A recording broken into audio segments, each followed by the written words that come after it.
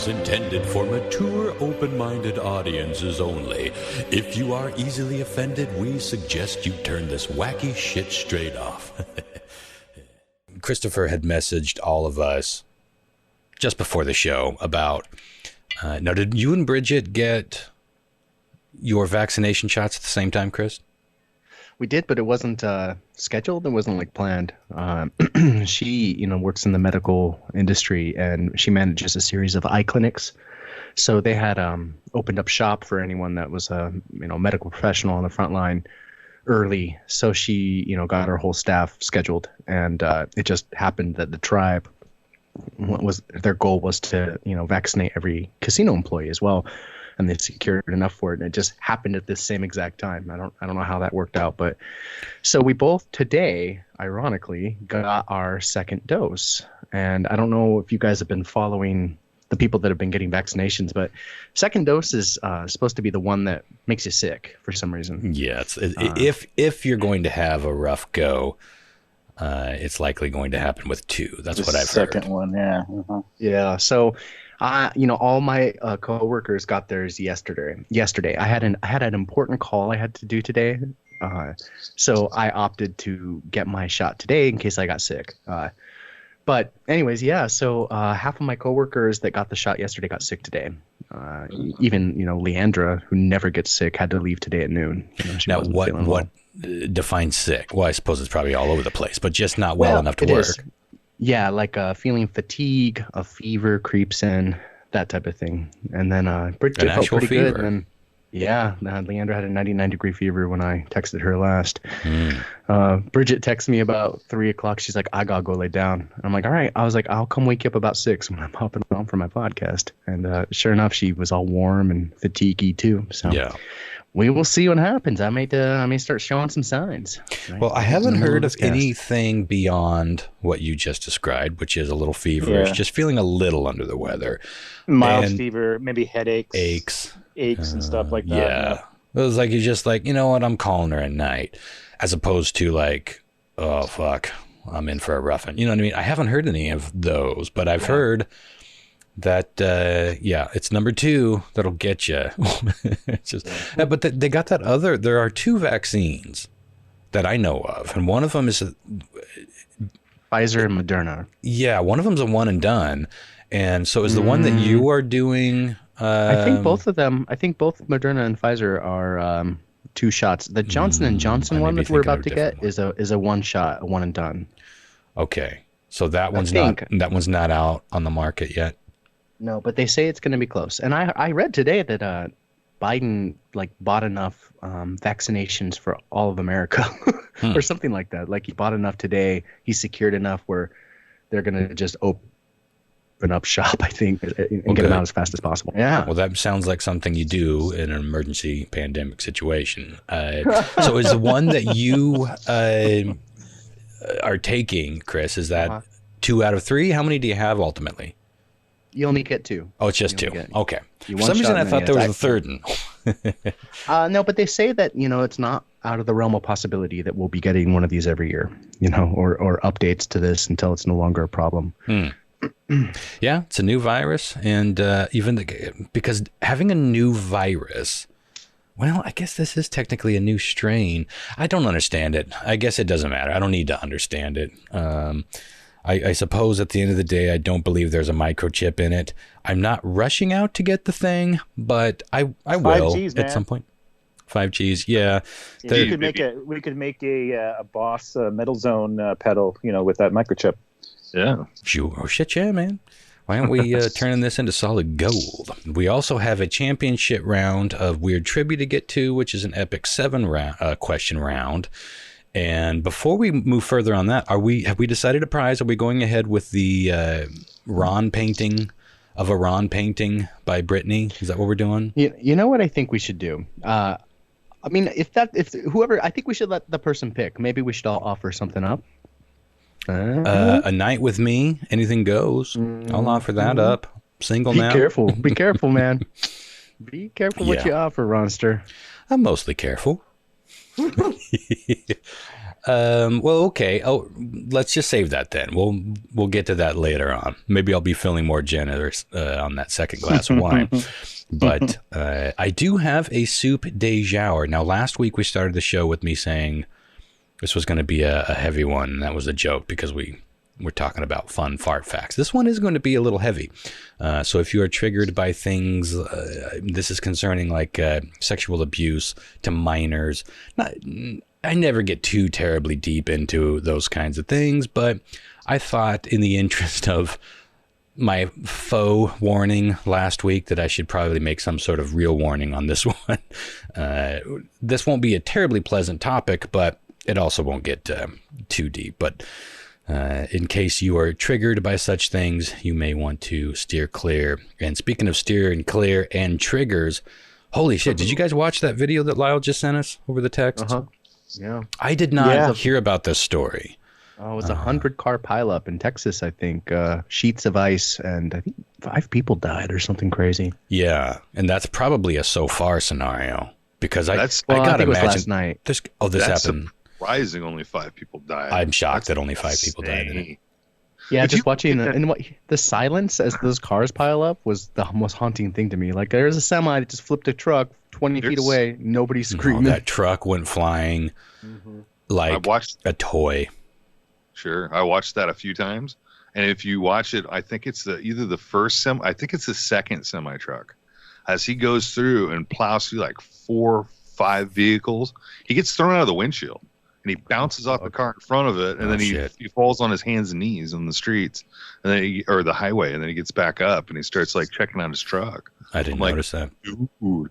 Yeah, watch it back. It's the semi driver when he hits everything and it piles up. He flies through the front windshield. It's rough. That video is making its rounds. Like I said, a trigger warning. I watched that, about an hour ago, and I haven't been the same since. I was in a traumatic injury. But what's weird is that I swear to God, just three or 4 nights ago, I had a dream of that exact scenario happening out in front of my house on Grant Road. There was a little bit of fog, but there were some street lights out, so it was dark. I don't know why tail lights weren't doing it. But it looked exactly the same, and I was just watching that horror unfold from my living room window, and I thought it was weird because it was so close to exactly, I guess that's how these things go. We've all seen video footage of these things happening, but yeah, the silence is what really confused me at first, because the person who's taken that video is in the oncoming lane, and that side of the freeway where there's a divider between the two, as there usually is, that side of the freeway is moving slowly. And you could see it. To me, it looked like the ground was just wet, like from rain. And it didn't even look all that wet, but that's black ice. You can't tell. Sometimes it doesn't even look shiny and wet. It just is invisible. Yeah, you don't hear any screeching of tires. Nothing. That's why I was like, what the fuck is happening? There isn't a hint of squealing tires. And then there was that one pickup truck that I saw almost at the end of that video that was going sideways. And I was like, oh, okay, this is ice. But the video that Lyle sent was posted by, it was all in Spanish. And so I couldn't tell what was going on. I went to the comments, and then I followed the share trail. And eventually I saw someone say that it was in Texas and it was black ice. But the only reason I shared it, I don't like sharing horrible things, but I shared it on my Facebook page as just a reminder, because you guys over on the West are supposed to be getting an ice storm, and you got them freeways over there like we don't have over here. And it's good to remember that this shit can be coming up on you at any moment. And what a fucking nightmare to just be one of those cars that are sitting ducks, like the ones that are further down and there's already like a clusterfuck, like whatever they experienced, it ain't getting worse. But the people in the back or the people in the middle, that shit's getting worse. And with each hit, somebody's getting smashed, or someone's just getting their fucking brains knocked out. Those were fast speeds. And some I text about it too. I text you guys, it's kind of strange not to hear or see anybody like get the hell out after the first giant semi went through and did so much damage. But now you think about it, between getting rear-ended like that and several times, would jam your doors. There's not much you can do. Where it's so you dangerous. go? Like if you get out, you're gonna. I would get jump fucking over to the other squished, side like- of the highway and get the fuck off the highway. I would I guess saw- that some people did that, but it didn't also see was it? hard to tell. There could have been a gap between that rail. Sometimes these are up in the air. These are overpasses, and it may not have even been connected, but in that lane. So who knows what was going on? I'm sure everybody who was involved with the pileup was getting out, and those that could were helping. But you got to put yourself in that situation. Like, really, that is like being in the middle of a Hollywood disaster movie. I mean, it's like there's no safe place to be. There's no safe approach. And that one truck that got hit and was flying ahead, The white one? that must have flown like 30 yards. Mm-hmm. And it's like, well, someone that far down may have thought that they were safe enough to get out and do something, and a truck might have landed on them. So yeah, it's tough to say. I don't know.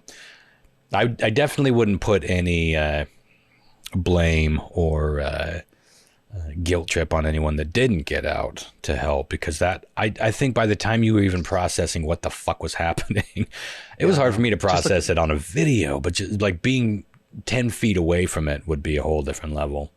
Yeah, you're getting in the middle of death. I mean, what are you going to do? Run in there with semis sliding into the cars behind? Like, what can you do? Yeah, that's what's terrifying, is like it's so helpless and hopeless.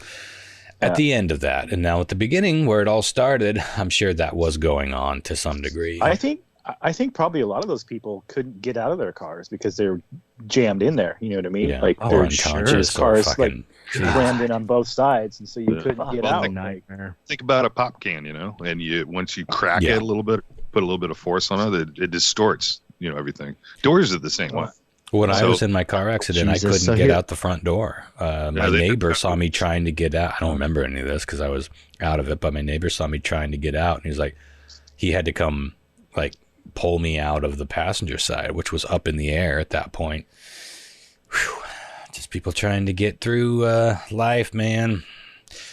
This is all made worse. I mean, we're all in a hurry. We're always speeding, and we're always dicking around on our phones, and we're distracted. It's all made worse by that. But it's the number one problem is that people don't give themselves enough space in case of an emergency. Now, that emergency could be a dog running out in the middle of the road, and if you're a semi and the little fucking Toyota Camry in front of you slams on its brakes because a dog runs out in the road, you need to have enough time to stop safely.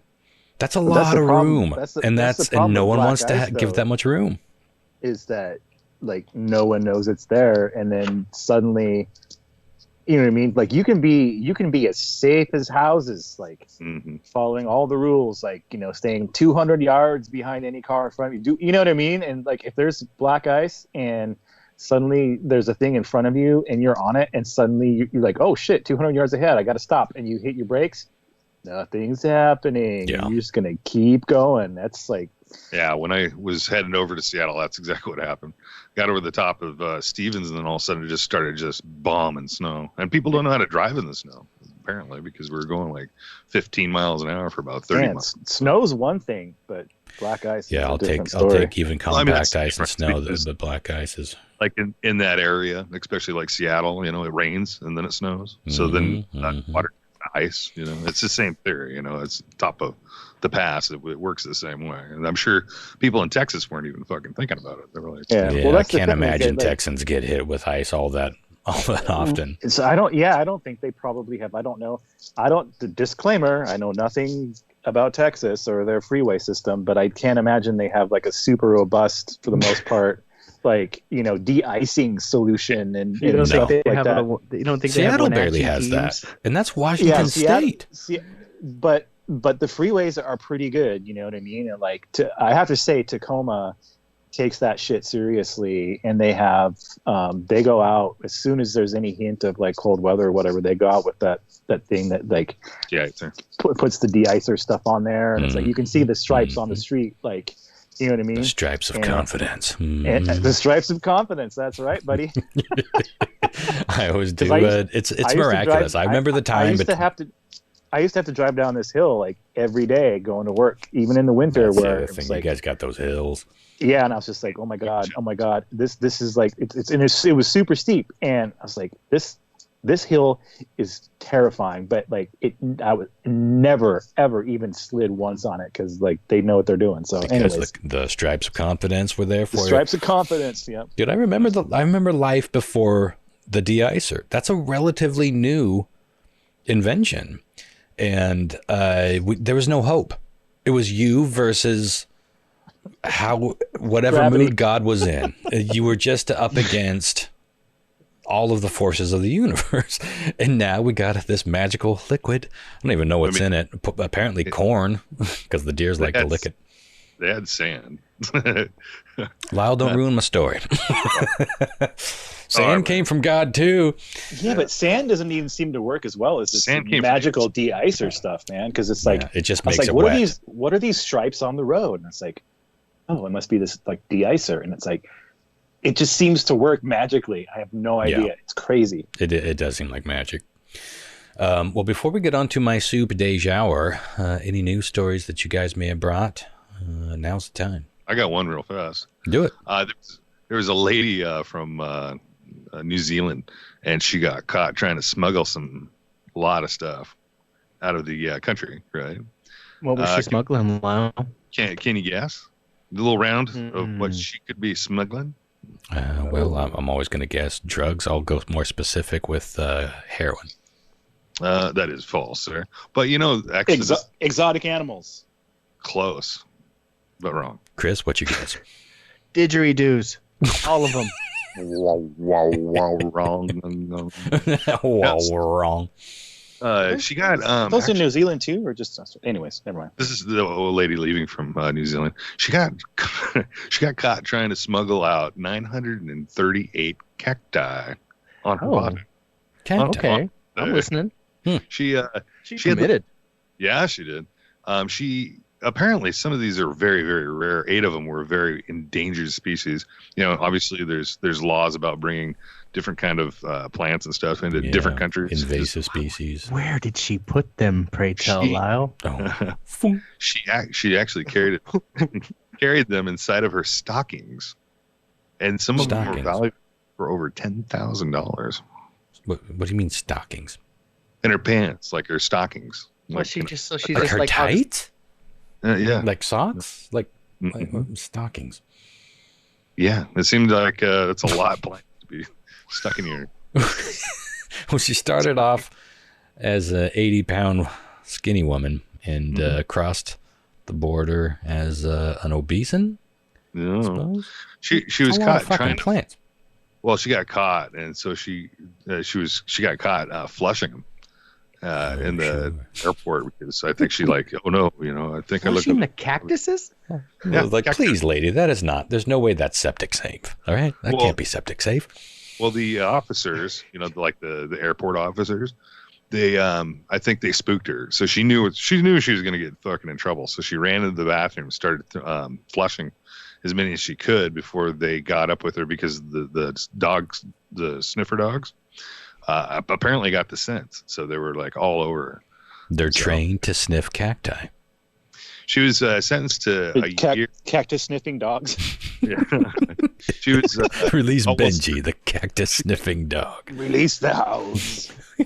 Apparently, apparently another time she got caught smuggling seeds. She had 142 seeds inside of her iPhone cover, so she was already in trouble before.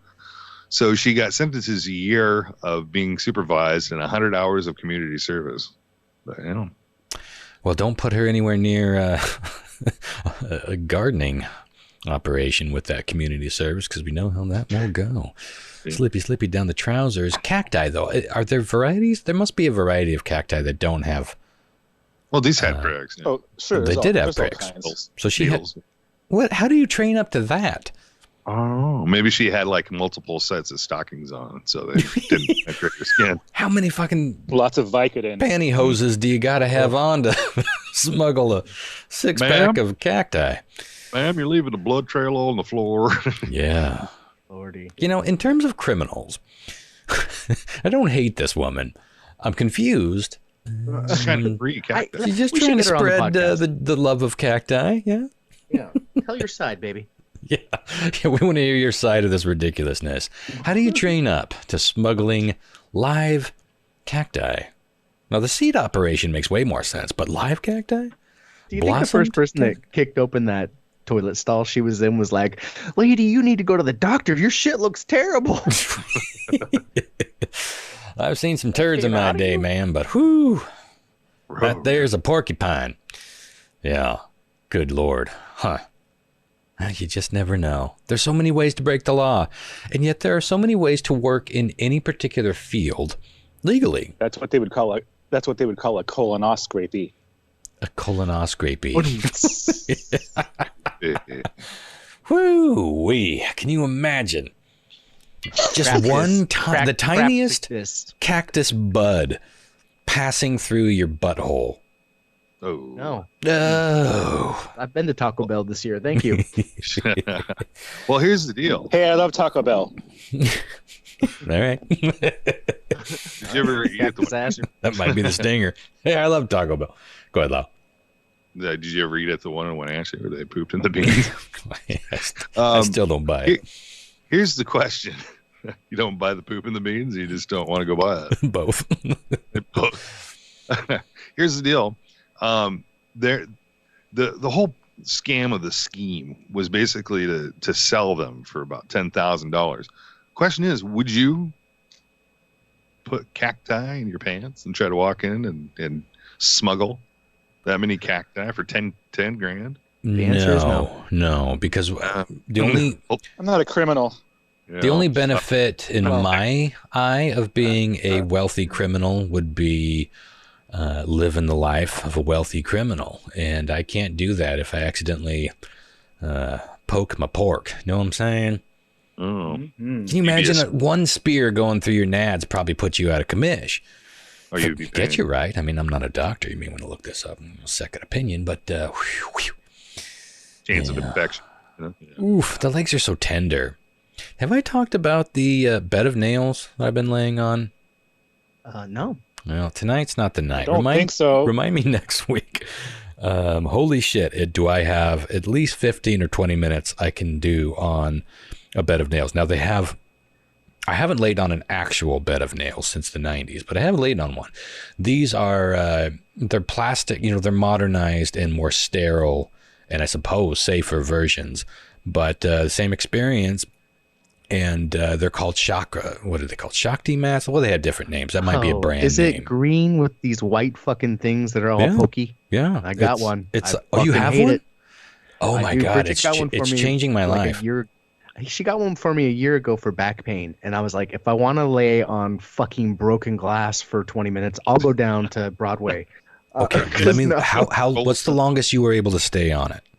Like, Thanks. I don't know. I sat for a good 5 or 6 minutes on it, and I hated every I moment of bet it. you were just 1 or maybe 3 minutes max away from experiencing the euphoria that comes with it. Because I was the exact same way the first time I got on it, and even the second time I got on it. I was like, it was almost giving me a panic attack. I'm like, this Yes. is fucking horrible. But I was like, my skin's gonna split. Like, Right. it's gonna go through me. I'm any telling you, moment. man, you got to get on that thing and give it another shot Wait, because do you go? Okay, it for the is people at like home, heroin. It's like it's the size of maybe a small towel. It unrolls Mhm. and it's padded, but it's also got these little plastic white discs, maybe the size of a quarter, or so. Maybe like spaced 5 like or every 6 3 inches. Spikes apart. on They're each very- little disc. Yeah, and they're they're sharp. Like, but they're not like giant. I'd say the whole thing is maybe, an eighth or a quarter of an inch, as long as far as the spikes go in length. Yeah, half know, an inch, maybe but- something like that. And Max. so you just lay on it, and it's supposed to be like Chinese magic on your body. Well, the That's what this is. the only time I've heard people say that they hated it was when they didn't give it. They tell you to stay on it for 20 minutes for a reason, because I think it's really about the 10-minute mark. If you haven't experienced that euphoria that comes after that mark, I'm telling you, man, your body feels no pain. Wait, so is it you go shirtless and you just lay on it? Yeah. For about an hour these days. Sarah and I have been watching Survivor, and every time we watch a full episode, I'm laying on that thing. Sometimes on my back, sometimes belly down, which is pretty gnarly. Lately, my ass and legs. That's what got me going down this. It's the legs, to me, the thighs and the legs that are the hardest to get to that euphoria state. It's hard to explain. I guess now is as good a time as any since we're going down this road. But what if you accidentally sit on your balls? Yeah, I was like, do you ever put your dick on it? You have to lay down, no matter what you're putting on it. No. No matter what you're putting on it, you have to lay and position yourself with intention. And it's very important. Like I have been laying on it in bed, slightly propped up, which is the worst because there's a little bit of like pullage. Like when you settle in, laying on it and getting off it are the worst. Being on it after you've reached that sort of state of enlightenment is amazing, and you could just do it forever. But when you first lay on it and you settle, it's easiest to do that on a flat, hard surface. On a bed and any kind of propped up situation, there is slidage, and it's like, ooh, it's just digging in. It's like a 1,000 fingernails, tiny fingernails scratching your back. But I'm telling you, get back on that thing, Chris. Give it at least 20 minutes, just once. You'll see what I mean. I've done heroin, and I'm telling you, the feeling that you get when you start to shift from that pain, this comes in 3 waves for me. And it seems like from what I've read online, it's this way for most people. It doesn't all happen at the same time. For some people, it's like instant. Some people, it takes, closer to 10, 15 minutes. That's why they suggest 20. The first phase is, why the fuck did I just do that? Laying on a pile of broken glass is a pretty good description. And then the heat and the pulsating comes. Like your skin is violently reacting to this thing. Like it's like you can feel your heartbeat and all of these little pricks. Now you're not bleeding. It's not puncturing your skin. It's just like, because it's all a balance thing. It does feel like it is. But that's what it is. Like acupuncture would be puncturing your skin. This is acupressure, which it gets close and it feels like it's going to, but it's a similar result in that what acupuncture does, I mean, part of what acupuncture, I'm not an expert at all, but I have looked into it, is it causes these little wounds that are superficial, but enough to send all these endorphins and healing powers from your brain and your nervous system to wherever those injuries occurred. This is what our body does, but this is just a way of like tricking it into sending those endorphins without you really having a violent injury. Acupressure is a very similar thing, but you got to give it time. You got to get past that initial get the fuck off of this, because your body works in that way. It's like if you're in an accident, you got injured, and it's something you can do something about, you're going to feel pain and you're going to feel discomfort. If it's a serious fucking thing, your body, your mind, more often than not, will shut down certain parts of your pain feelers, and it will send all these endorphins like, you're fine. Yeah, your leg just got chopped in half, but you're fine. You're going to get through this. And that's why people can be calm and not really feeling a lot of pain in some of those horrific moments. This is that on a micro scale, and it's like it's like a never-ending source. This isn't like something you're going to burn out. It's just how your body works. How long have you been using this? About a month, maybe a little, maybe closer to 2 months. And does it feel that you get, I mean, I don't want to call it a high. Is it a high? Oh, it's absolutely a fucking high, but it's not that kind of euphoria. It's a body high, which that's what heroin was for me. I don't know what it was for a lot. I didn't do heroin for a long time. I'm maybe like 20 or so times my entire life. And it was all within about 6 or 7 months. How did you stop doing heroin? Because I ran out of money. Oh, fair enough. And I was doing it over in Seattle, and Honest. all of our connections were Seattle based. I do feel lucky. I feel like the other guys I was doing it with, they went down a different road, and they were chasing the dragon. I've got a habitual and obsessive personality, but I don't really have an addictive personality. I think those things combined might have saved me. There's a lot of people that can do a lot of stuff like that and experiment with things, and they don't get that addiction thing where they just like have to go down that road and they just can't get away from it. You know what I mean? I also wasn't doing it on a regular basis. It wasn't like there were, like 6 weeks straight we were getting high on heroin. It wasn't like that. It was like a little bit here, a little bit there, a month in between. So it was like dabbling. And I couldn't tell you. I couldn't begin to tell you. In heroin. Well, it was the 90s. It's like everybody in my circle was. Well, not everybody. Everybody in my Seattle circle was. It was the trendy drug, and that's the only reason I ever did it. Was like, oh, that's the thing you do. You shoot heroin. We're in Seattle. Let's go hang out with homeless people and hang out with Spoon Man and shoot heroin. We did all those things. It was living some cartoonish version of, well, this is just what you do.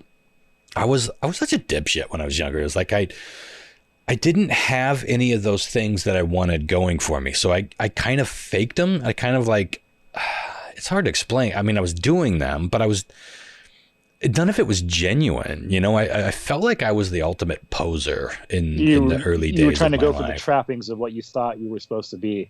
I just thought my life is so boring and so restricted and so grounded because I was a teenager at this point and I was eternally grounded at home. So I was finding adventures and I was just up for anything for a while. And why not dabble in that? Now, about that time is when meth really started coming onto my radar. And I saw bad heroin addicts, but I saw functioning heroin addicts and famous heroin addicts that I listened to every fucking day on my tape player. I did not have that same experience with meth addicts. I saw meth immediately as something I don't want anywhere near ever.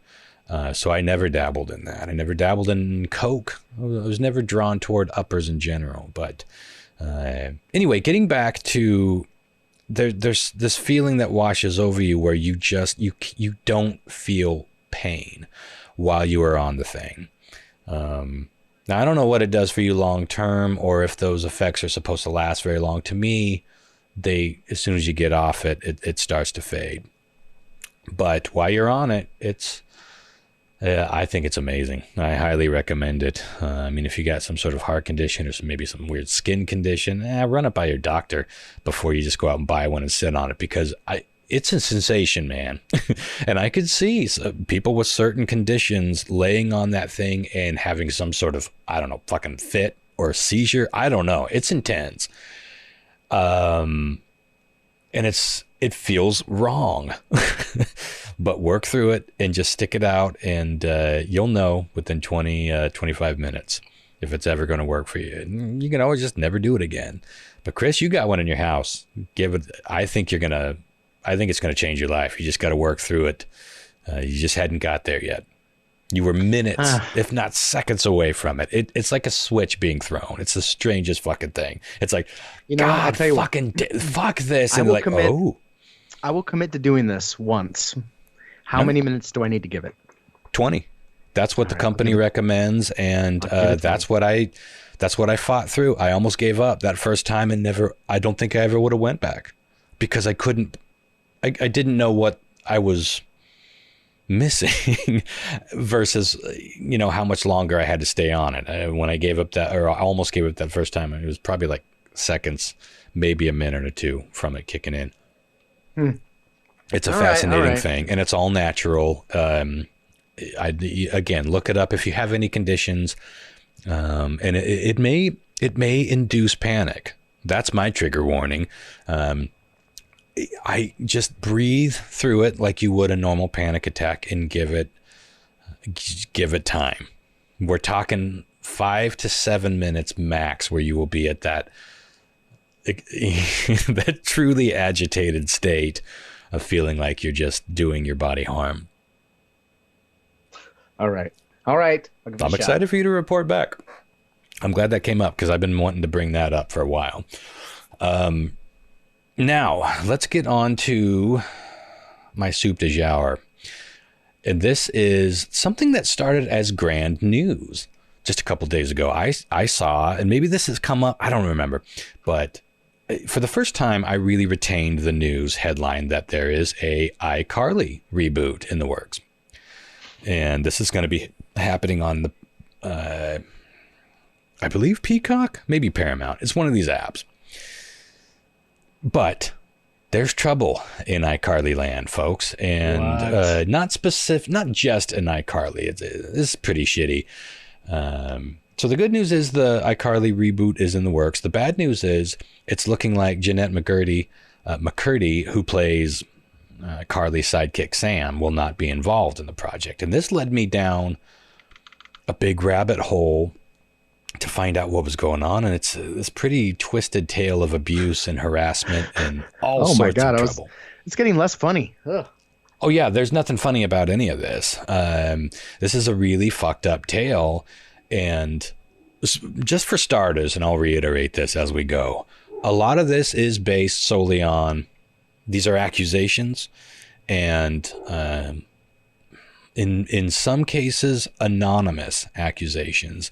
So we always got to be careful with that. But I normally don't bring this kind of thing, but there is enough here that I felt compelled to do it. Now this, I guess, the news of late is mostly concerning the producer of iCarly, Dan Schneider. Now, you guys may remember Dan Schneider from Head of the Class. He was the rather lovable, wisecracking, chubby guy, Dennis. But he was also Ricky in Better Off Dead. You remember the next door neighbor kid whose mom kept trying to force Monique, the foreign exchange student, to date, her creepy son? That was Dan Schneider. Put his testicles all over me. Yeah, that's Dan Schneider. And he's produced several well-known shows for Nickelodeon, including Keenan and Kel, The Amanda Show, starring Amanda Bynes, and more on that in a bit. iCarly, of course, Zoe 101, Drake and Josh, just to name a few. That's like maybe a third of what he's produced. All very successful shows for Nickelodeon. And from pretty early on, there were stories on and off the set about Schneider. Even I know even I've heard of those shows, and Yeah. I don't think I've watched even any of them. Right. I To mean, be honest. that's a big show for a kids network, for people that don't even go anywhere near it to know the names. And they spawned a lot of spin-offs, and they spawned a lot of big careers, like Ariana Grande. She was on, I think iCarly was the first show that she was on, but then there was a spin-off. But anyway, so there was these rumors from pretty early on that the dude was a bit of a pushy creep, but it was mostly rumors and the stories. And since these shows were making so much fucking money for Nickelodeon, it seems like there was a lot of looking the other way happening, which is so often the case with these stories, of course. But even his own Twitter account has been telling about some of his more creepy behavior, especially considering the dude worked almost entirely with tween and young teens on the show. And these shows were meant for that same demographic. Things like posting pictures of some of his young actresses' feet and toes and commenting how cute they were, asking people to weigh in on which actresses' toes were cuter than the other.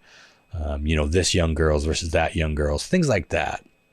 And I'll have more on that in a bit.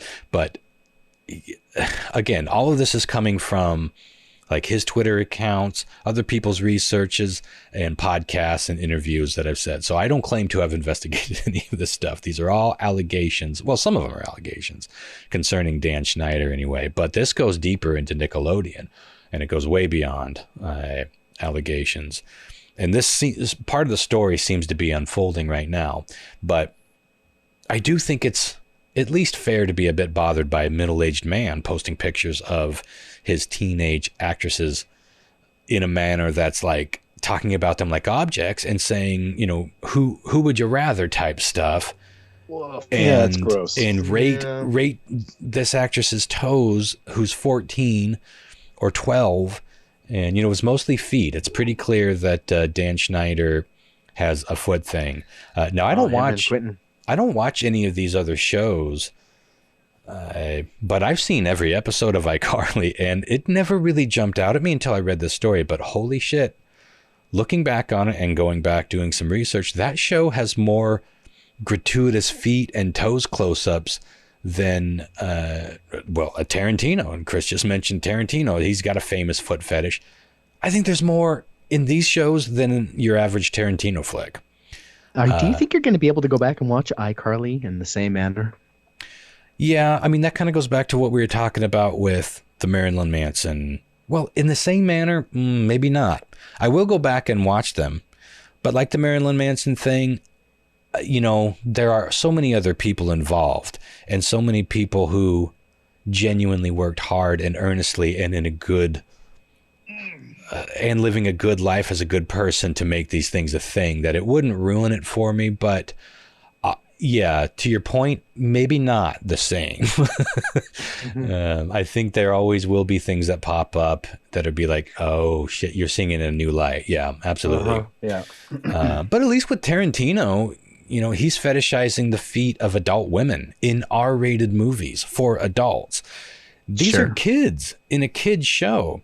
So there are a lot of examples of these feet shots in other Schneider shows, way beyond iCarly. In fact, I think the worst ones might be on Victorious, the show Victorious that I saw. They did an entire episode that was based around feet, and it culminated in a scene where everyone's like massaging everyone else's feet. These are kids, teenagers, tweens, with some new lotion product or something.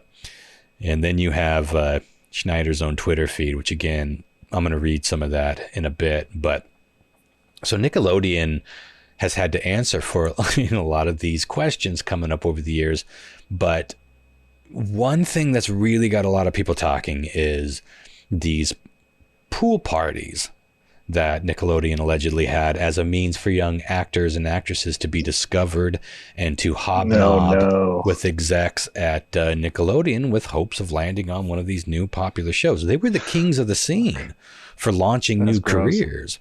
Think about the power that comes with that, and with the vulnerability from the young kids seeking out that life. That's a dangerous combo in any setting. But with some of the things these guys were doing, it was really, really inappropriate. And, you know, so this whole thing would be like they would come in their swimsuits and they would be sort of instructed to be skimpier, and they would instruct them to, you know, hang out by the pool, get in the hot tub. Don't be a stranger. Don't hang out just in the lobby and shooting you know, hoops over in the basketball court. Come be a part of this camaraderie, because they were encouraging them. That's how you get discovered. And even some of the agents for these kids were saying, you know, put on your bathing suit and go over here and hang out with these guys. That's how this works. 13, 14, 15, 16-year-old girls, like half naked, partying it up with middle-aged men and older in hot tubs. There's pictures of some of this going on, by the way. It's fucking crazy. Now, here's a little clip. And again, this is where I want to reiterate. These are accusations, and a lot of these are coming from anonymous sources. A lot of the story is either anonymous sources that are being a little bit more clear, or well-known sources being a little bit coded.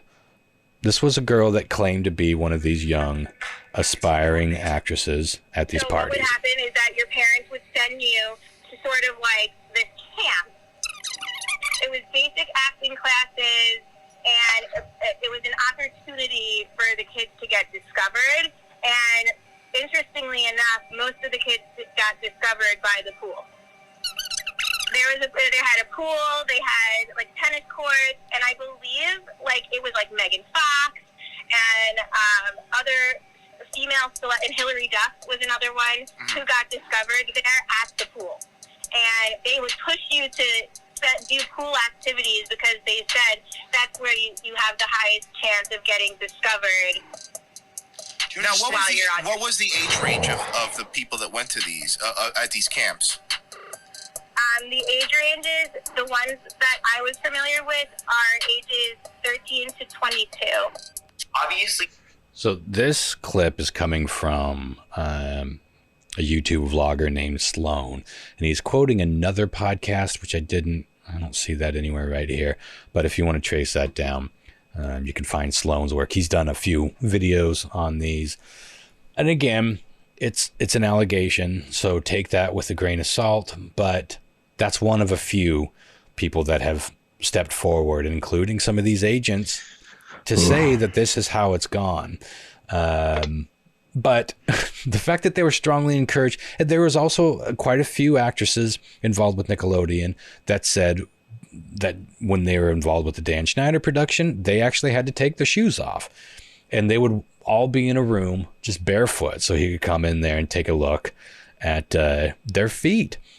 And they would encourage, Nickelodeon in general, apparently it would encourage these young actresses to wear spaghetti strap tops and short shorts and all those. And, this is fair enough if you're auditioning adults for Boogie Nights. Not so understandable when it's teenage girls. Film is a visual medium, and if you're booking somebody for a specific thing and it's a flesh heavy movie, that's something that happens in Hollywood that, you can at least kind of explain away. There's no explaining this they're going on a show that's supposed to be age appropriate. So why would they ever be in these booty shorts? And, why would you care what their feet look like? Well, in the case of Dan Schneider, because they're probably going to be in at least 100 scenes over their career involving their feet and toes. But Nickelodeon has had some major issues. Let's go down a little troubling list here. I think most people know that, Ren and Stimpy fans anyway, have been crushed with the knowledge that the creator of Ren and Stimpy and former Nickelodeon employee John Kricfalusi admitted to sex with minors after being accused by a few of them. And he was then fired. And apparently there's a reboot of Ren and Stimpy that he's not involved with. I don't know if he's getting money off any syndication of that show. And then after that, this is actually fairly recent, Loud House creator Chris Savino was fired by the network following his sexual harassment allegations by a dozen women who had worked with him. Nickelodeon production assistant Jason Michael Handy used his position to get the email addresses. Yeah, unfortunate name here. The email addresses and phone numbers of children on set.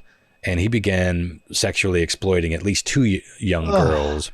I didn't know any of this. So many people suck so bad, dude. Why? Yeah, well, it gets worse. And he sent them naked pictures of himself, and this is all provable. He sent naked pictures of himself to an 11-year-old that he met on the set of The Amanda Show.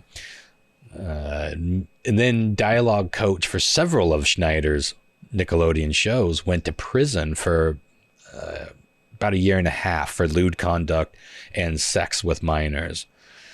So you do kind of start to get the feeling that there was a bit of a culture here happening, or at least there's bad people protecting other bad people. And I think Nickelodeon has had to do a lot of explaining. And someone pointed out, now I don't want to sound like a conspiracy theorist or anything to do with QAnon or any of that shit, but Schneider was such a powerhouse at Nickelodeon at the time that I could almost see. It's hard to not connect some dots here. That's all I'll say for now. Let me pull up this image. Was he like the Harvey Weinstein? He was like the Harvey Weinstein of kids shows. Well, basically. that's what he's being called by a lot of people. Yeah. Now, these are allegations concerning Dan Schneider. These other people that I just mentioned, those are legal cases. Those aren't allegations. Now, I want to show you something. Do you remember what or do you know, maybe you weren't even watching at all during this time, do you know what the Nickelodeon logo looked like during this whole era, mostly early 2000s to mid 2000s? I'm going to send you a picture of it. Was it like a big splat? That's what it became. Here's what it is. You take a look at that. Now, I'm not, again, I don't want to connect too many dots, but it's a giant goddamn foot. It sure is. Now, it could just be that it was a foot. Oh my God. This is great.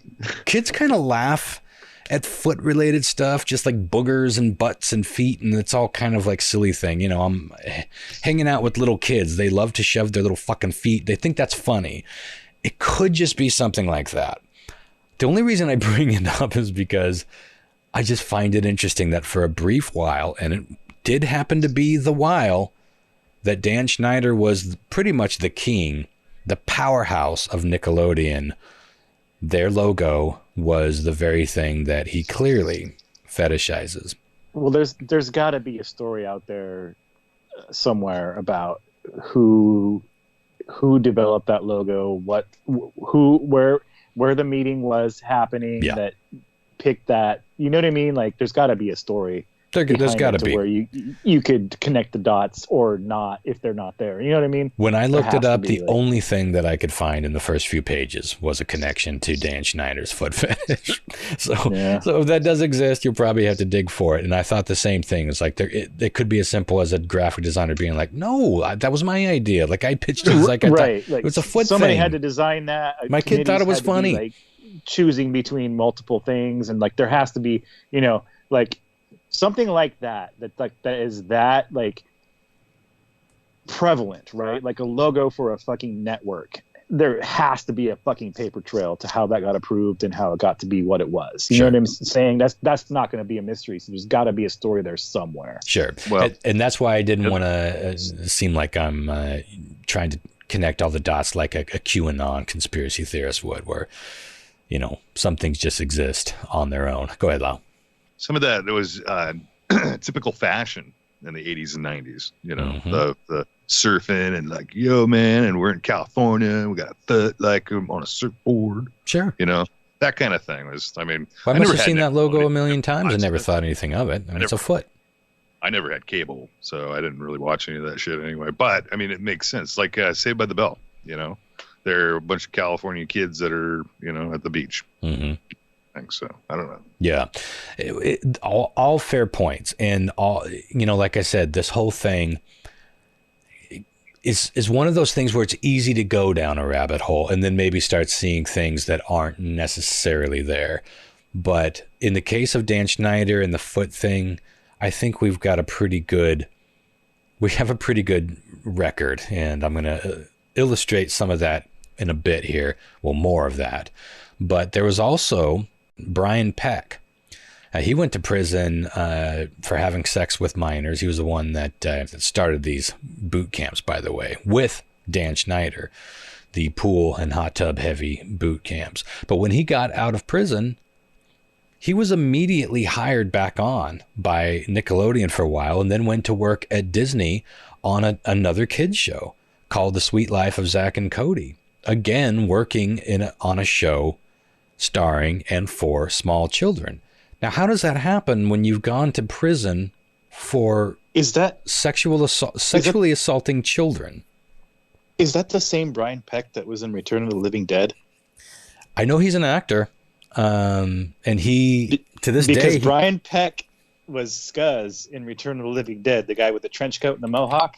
Let me see. I saw a picture. Is it the same guy? Oh my shit! It might be the same guy. Scuzz.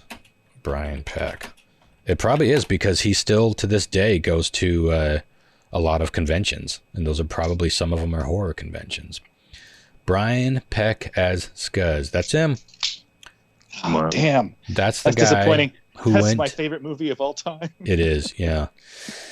Well, that dude went to prison for fucking, I think a 14-year-old, a 13-year-old, or maybe 11, whatever. It was sex with a minor.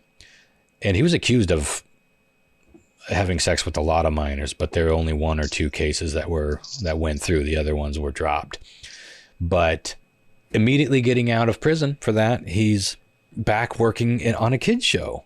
I just don't understand. And it is this type of thing that keeps well, it's partially this kind of thing that keeps the QAnon people alive, because this it starts to look like a larger network of shitty people protecting other shitty people.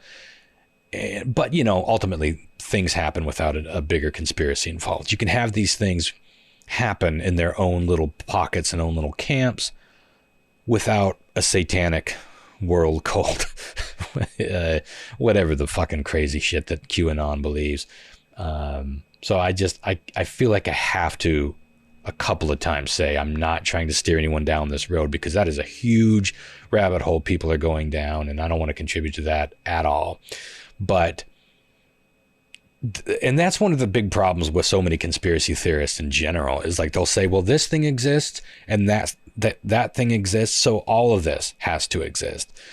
That's not really how anything works. If Tom Hanks, as they keep saying, does end up being outed as a sexual predator of children, so if he does, that doesn't mean that would be crazy, and that would be sad and sickening, but that doesn't mean that the rest of the QAnon shit is real. But that's how it will play out to these people. Go ahead, Joey. So all of this stuff we've been bringing up about, like, how you're talking about, like, QAnon and, like, internet sleuths and stuff, and like, oh, this must mean this and that kind of thing. Like, I want to bring up something without spoiling it. Like, I just watched today the crime scene episodes on Netflix about the Elisa Lam story. Mm-hmm. And without going into it, there's somebody that these internet sleuths refresh people's memory who that is. So Elisa Lam was a 21-year-old woman from Canada who was going on a trip by herself through the west coast of California, just because she wanted to, like, experience life or whatever, right?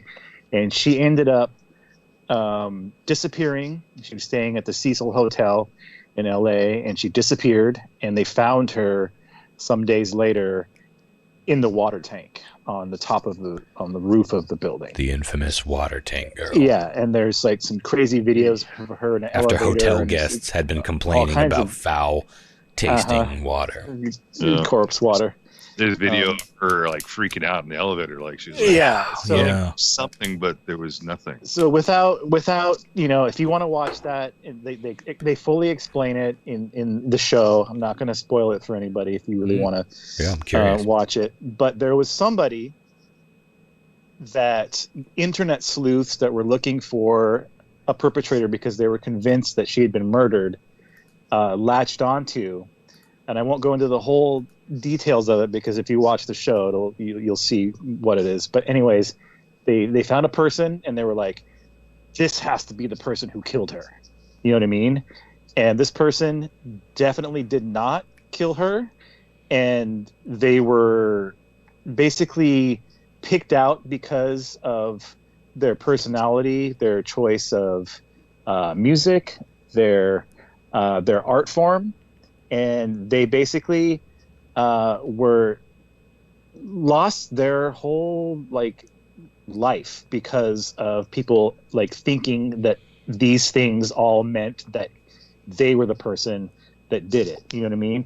It's like, oh, this looks suspicious. This must mean this, and this looks like something that somebody would do if they were a killer. You know what I mean? All this stuff, just jumping to all these conclusions, and it's like goes back to the Memphis 3. You know, like, oh, they're wearing Metallica t-shirts. They must have killed this kid. You know, it's the same kind of fucking thinking, and it's just like you have to be fucking careful with what road you go down with, like, making assumptions. Like, there's facts, and then there's evidence, and then there's things like, oh, this person looks spooky, so we gotta fucking take them out. You know what I mean? That's just witchcraft. So anyways, yeah. Well, I remember that happening after the Boston Marathon bombing. Somebody had posted this massive high resolution image of the scene right before the bomb went off, and there's a whole Reddit thing going, and just people like, I think I got something here. I think I got something. And it was kind of fascinating to watch at first, but then you're like, after the 100th, it's like, okay, no one's helping at all. And literally nobody actually spotted anything that ended up being part of the actual case or the actual bombers, except the experts. Funny how that works. Yeah, you just got to be careful about internet pile-ons because Yeah. most of the time they're not. Entertain them, but don't add to and pile on. You've got no business adding to, especially these types of groups. They're, this kind of piling on is what leads to people justifying very dangerous things and often violent things. Topical. And you can't go riling people up because you'll be responsible for that. You don't want that on your hands. Moving on. Now Schneider seems to, go ahead. I was just going to ask John Mark, what was the name of that again? It's on Netflix. It's called Crime Scene, and it's about the Cecil Hotel. Crime Scene, Cecil Hotel, or something like that. Okay. Yeah, I'm curious. It'll probably if you log into Netflix, it'll probably be one of the first things that pops up for you. It recommended. is.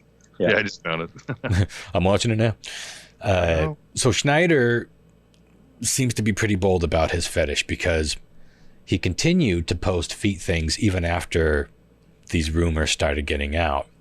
In a post iCarly show, just doubled down, like, yeah, bring it. That's what these cocky Weinstein-esque people do. I mean, that's what I kept thinking when I was reading about a lot of this. That's what a lot of what Jeffrey. Why am I spacing his last name? Epstein was doing. He would have like weird art on display and he would make like funny little messages and little jokes, and they would have cutesy little names for this island and that room and that palace and all that. Like he would have like those little inside sick jokes because they were that cocky and they felt like between entitlement and just hiding in plain sight, I suppose. But so the post iCarly show Sam and Cat, which starred Jeanette McCurdy, was being promoted by Schneider on his Twitter, and he posted, or someone from the official Sam and Cat Twitter posted a contest, and it reads, Sam and Cat tomorrow, write on the bottom of your foot and take a picture and use hashtag Sam and Cat Saturday, and we will retweet and follow until our fingers get sore. No. So, harmless, silly way to get the word out, or another way for Dan Schneider to get thousands of minors, tweens and teens, to send them pictures of their feet. Now, here are some other gems from Schneider's Twitter. Pic, he posts a pic here. Carly tickles Sam's very unusual toes. If you have a moment, won't you please name each of Sam's toes for us? This guy needs to fucking stop. Yeah, you'd think. Just take a minute. Take a minute. Next, and he posts a video.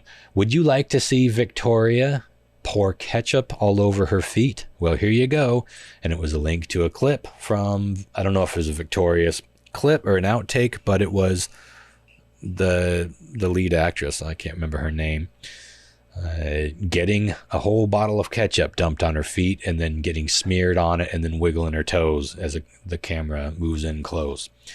I think when you're talking about people like this and Jeffrey Epstein and stuff, they're so narcissistic that they don't consider that what they're doing is wrong. You know what I mean?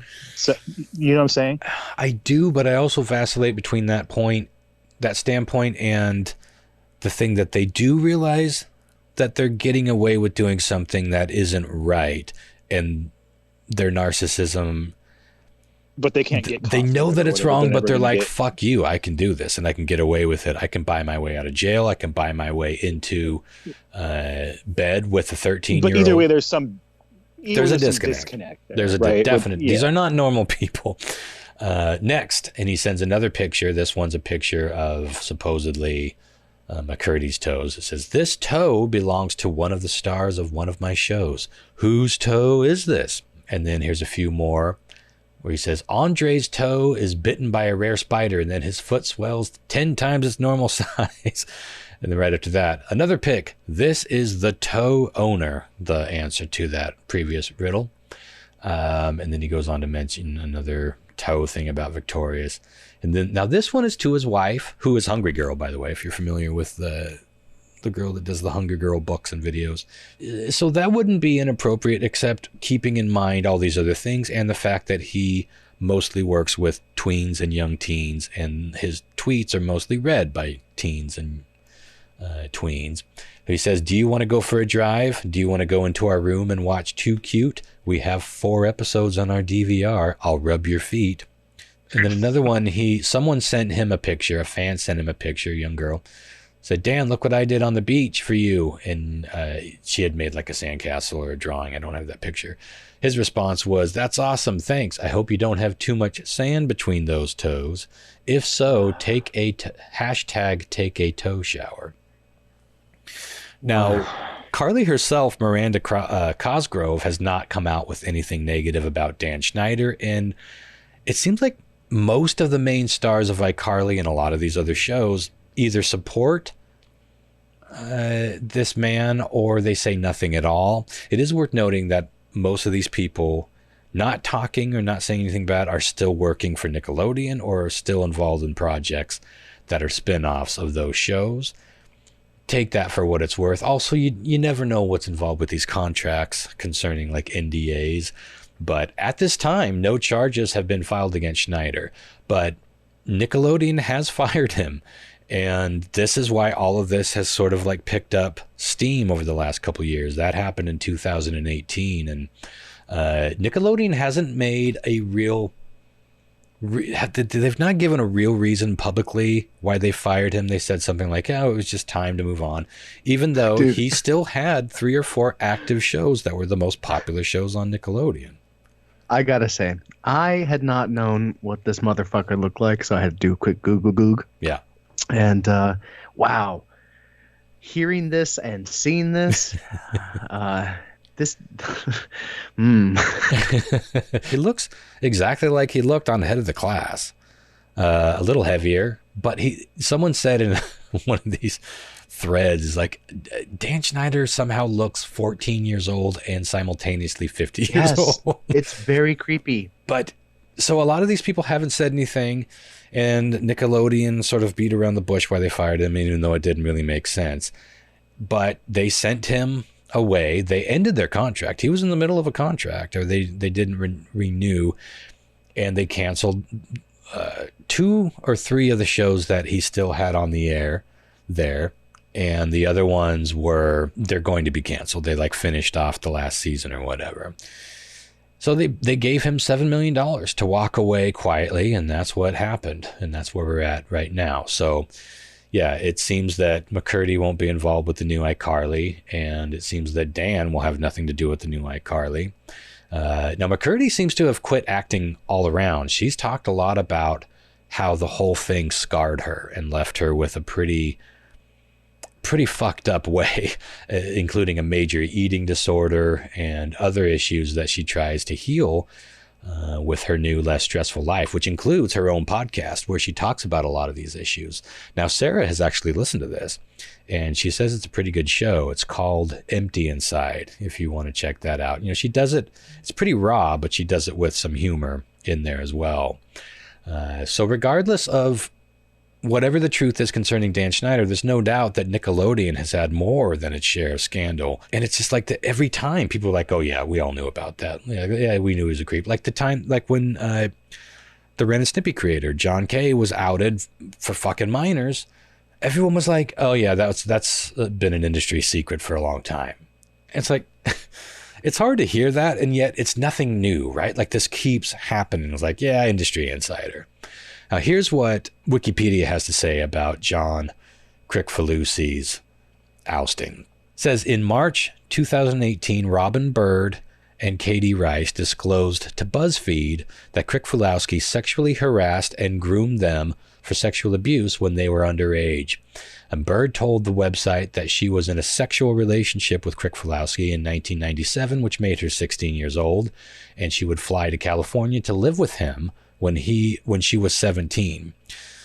Rice said that Kricfalusi had flirted with her and made overt sexual comments toward her starting when she was 14. Documents that Rice and Bird had saved from those years corroborate these stories, by the way. Several people who have worked with Kricfalusi have also alleged that he had child pornography on his computer. And those allegations were eventually reported to the police, but they could neither arrest nor investigate him because at this point it was all past the statute of limitations, which, I don't know, I feel like child rape shouldn't be one of those things that are on the statute of limitations. I suppose this would be statutory rape, which is a little different, but anyway, it goes on from there, but I think that pretty much covers it. But Brian Peck, like I said, he went back to Nickelodeon for a little bit, and then now last I read, he's working on Disney shows for children after doing time for sexually abusing children. And again, he created, it's key to remember, he co-created these pool party boot camps with Dan Schneider. So who really knows what was going on there?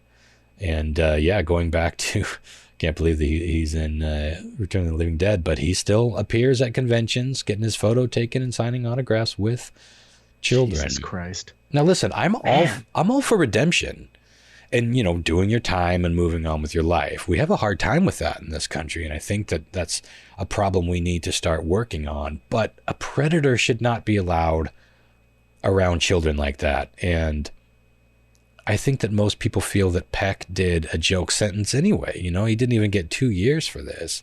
And there were, like I said, lots of other accusers that were dropped from that case. Now, one interesting thing that I want to end on, Amanda Bynes posted some words regarding the firing of Schneider a couple years ago.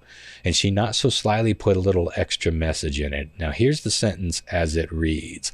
It says, "Thank you for all your ongoing support. I don't know how any of these men sleep at night, but if there's one thing I do know, it's that what's done in the dark always comes to light." But you have to see the sentence because everything is in lowercase, including the beginning of each sentence, except the D in I don't, the A in any, the N in men, and then it skips ahead to the D in do, the I in is, the D in done. The capital letters spell out Dan did it. Now, Amanda Bynes has had her share of issues. So is this somebody who's fucking around? Is this somebody who's not mentally well put together? Or is this her way of saying what she can't really say? Because she started it with last night after the news broke about a certain producer, an actress all of you know who knows the producer as well as anyone sent me this. And that was her introduction. And then she goes on to say, that's a hard to miss message, even though people did miss it when it first came out. So I hope Nickelodeon has taken all of this to heart and truly cleaned house. I will be watching the new iCarly, and I'll be bummed that Sam isn't part of it, but I'll be glad that Dan Schneider won't be part of it either, because again, whatever the truth is to him, he's been a creep, right? Like there's enough here that should at the very least have him on everyone's radar concerning his connection to young people. And I like feet. It ain't about the fetish. It's about who you are presenting it to and who you are using to purvey those sexual kinks. Not good. Not good at all. It's wild. It's fucking... Okay, are you guys okay to go a little longer tonight? Have a bit of an epic... Yeah. I got 3 things that are relevant that are happening right now that I feel like we should talk about. Okay. They're all Hollywood related. We're going to jump right into it with Disney firing Gina Carano. I don't know how to say her last name. I've never actually heard it spoken. She is... Toronto, I think. Okay. She plays a character in The Mandalorian, very popular show on Disney Plus right now. Have you guys been following this one? No, I haven't. Yeah, a little bit. Well, she's got a very polarizing Twitter feed, let's say. She puts a lot of stuff out there that kind of settles with the alt-right, QAnon, conspiracy theory. So... it's been rumored they've been trying to, find a way to get rid of her for a while. But she puts things up like, when it was when the vaccine came out and Donald Trump was still contesting the election heavily, she put a tweet out that said, "Sure, I'll get a vaccine when they mail it to me, as if it's good enough for the polls, ... or something to that effect." So appealing to a certain base for sure. But she put a post up very recently that compared being a Republican with different views to being a fucking Jew during the Holocaust. And in terms of we're equally persecuted is her Persecuted, yeah.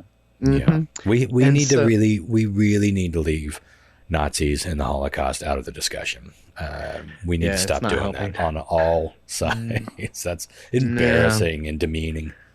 So Disney fired her. They don't want that kind of. I don't imagine they want that kind of drama. No, it's upsetting a large group of people. They didn't renew her contract, is how they put it. Yeah. Well, then there was a statement from her agent, and it said, she's not employed with Disney, and Disney will not be employing her in the future. Yeah. But so people are equally. I mean, like I have seen just as many fucking people on Facebook going fucking about time as I've seen people getting outraged. Yeah. And that is surprising to me. But I don't know why it is. I mean, if you believe what she believes, it just sounds normal. So yeah. Well, now there's this counter fucking thing trending right now. Hashtag fire Pedro Pascal, because apparently back when they started detaining more children at the border, and all the pictures of kids in cages popped up. He tweeted a photo. It was like Germany, 1944, and it showed fucking a concentration camp full of children, and then a side shot of one of the ICE camps with all the fucking kids in a cage. Yeah. And so now people are saying that Disney's very one-sided. But that's totally different. That's not a tit for tat. No. I agree. No. It's fucking retarded. No, Stupid. That's not a tit for tat. Yeah, that doesn't surprise me that people are trying to make it that way, but it's so clearly not a tit for tat. Like, this is something like the persecution that you are feeling based on mostly made up things cannot be compared to the fact that we have children in fucking cages in our country that is supposedly the greatest on earth. And we look back on things like the Holocaust where people were in cages, innocent people in cages because of, racism, basically. Yeah, I guess it was racism. We can't compare those two, and we're crazy right now. I do think that we've always been politically fired up and we get politically blinded, but we're extra crazy right now, and I'm so ready to see just any kind of sea change with that over the next year or two, coming out of COVID, a different presidency. And I've already said I'm no fan of Biden. I'm really not. I'm just excited to see a fucking change, because I don't like where we've been at all. And I really hope we go in a decent direction, but it could just be more of that pendulum swinging back and forth. But the QAnon thing being tied to a political party is interesting to me, because it's not exclusively. There are plenty of conservatives and Republicans that don't subscribe to that shit at all. And I know some liberals that are balls deep into the fucking QAnon thing. But for the most part, it's even been tied to Trump. Like, they have made Trump the second coming of Christ in the QAnon story. If you really follow that theory is, the whole thing is about him. It's all about that he is what do they say? He's the storm. He's bringing the storm to the satanic pedophile. He's playing 4D chess. It's like against the deep state. See, don't you think that in and of itself is sort of demeaning and taking away a lot of attention to real pedophile cases and real pedophile sex rings, which do exist, but they'll say that you can't believe that any of them exist without all of it existing, and they think that everyone that doesn't subscribe to it is somehow satanically. It's always back to fucking Satan with these people, satanically involved with either purveying it or participating in it. It's the craziest goddamn thing. And we have talked about some crazy shit over the decade on this show. It's very crazy, and it's like now you're bringing this up about like Democrats and the elites and stuff, but yet like throughout our history, the Catholic Church has been one of the, if not the biggest perpetrator of this type of thing, and you haven't had a conspiracy theory about them. Like, where's the QAnon for, like, you know what I'm saying? You know what you sound like right now, John Mark? You sound like a reptilian Satan worshiper who either rapes kids or highly supports the rape of children. So I'm a spy. And if it's not for that, you're a spy. Yeah. It's one of the two. One of them sounds cool. The other one. But you know what I'm saying? It's like, where was the QAnon movement for? Dude, you were trying to use priests? Logic. Like, Never bring sanity to a crazy fight, John Mark. And this is why so many people are burning so many calories and feeding this. Like the flat earthers, to me, is like an example of like this giant, massive cult of trolling. Not that I don't think that they're actually believing what they're purveying, but there is this culture of trolling, and they get something out of it collectively by, well, one, they're smarter than everyone else. Two, they are looking forward to this day. It's like a religious prophecy that they are buying into. They're looking forward to this day when all the sinners and non-believers will be drowning in the waters, and they'll all be punished up there in their ark of enlightenment and knowledge and being on the side of the right. I guess Donald Trump will be at the helm with his golden locks flowing in the wind, and they will be like, I told you so, motherfuckers. And no, we aren't throwing you a lifeline. It's that vibe to me. It reminds me so much of growing up in the church and this elite attitude. It's like where it's not like the message has been lost, where there is a good message somewhere in the insanity of QAnon, at least to the point of we want to protect the children. On that, we can agree. And then it goes off on this fucking crazy tangent. Just like with religion. That's not really what it's about, though. No, it's not about any of that. So that's what I'm saying. It's not about logic. It's not about sound theories and proof. There's a new conspiracy every goddamn day as part of that religion. And it is a religion. You call it what you want, folks. It's a fucking religion. They have it all. It's almost like all of the crazy conspiracy theories have culminated in this one mega conspiracy. And it's the Lord of conspiracies. It's the one conspiracy to rule them all. And it's giving so many people life, and it's feeding so many people because they can get together in these message groups and post things to blow each other's minds. And they can, like, I was being careful about some of the things I was talking about with this story, because I don't want to go connecting dots that aren't meant to be connected and don't mean anything. John Mark, we're getting quite a bit of rattling on your cord there, or whatever that is. But anyway, I think that's enough to talk about on that shit. But depressing, disappointing, and yet somehow not surprising, and just a continuation of the purge that's happening right now, going back to the Nickelodeon thing, where we do have to sacrifice our entertainment if it means getting rid of a bunch of shitty people. And Nickelodeon has suffered for not having a lot of these people as part of its main creative team, because that creative team was putting out some pretty good, likable, high-rated shows. Of course, the tide's changing now with how we watch TV in general, so those ratings were probably going to go down anyway, but it's nothing like what it was. That all fell away immediately, but that's a sacrifice that we have to make. We can't keep protecting shitheads because they're making some companies a lot of money, or providing us with entertainment that we love.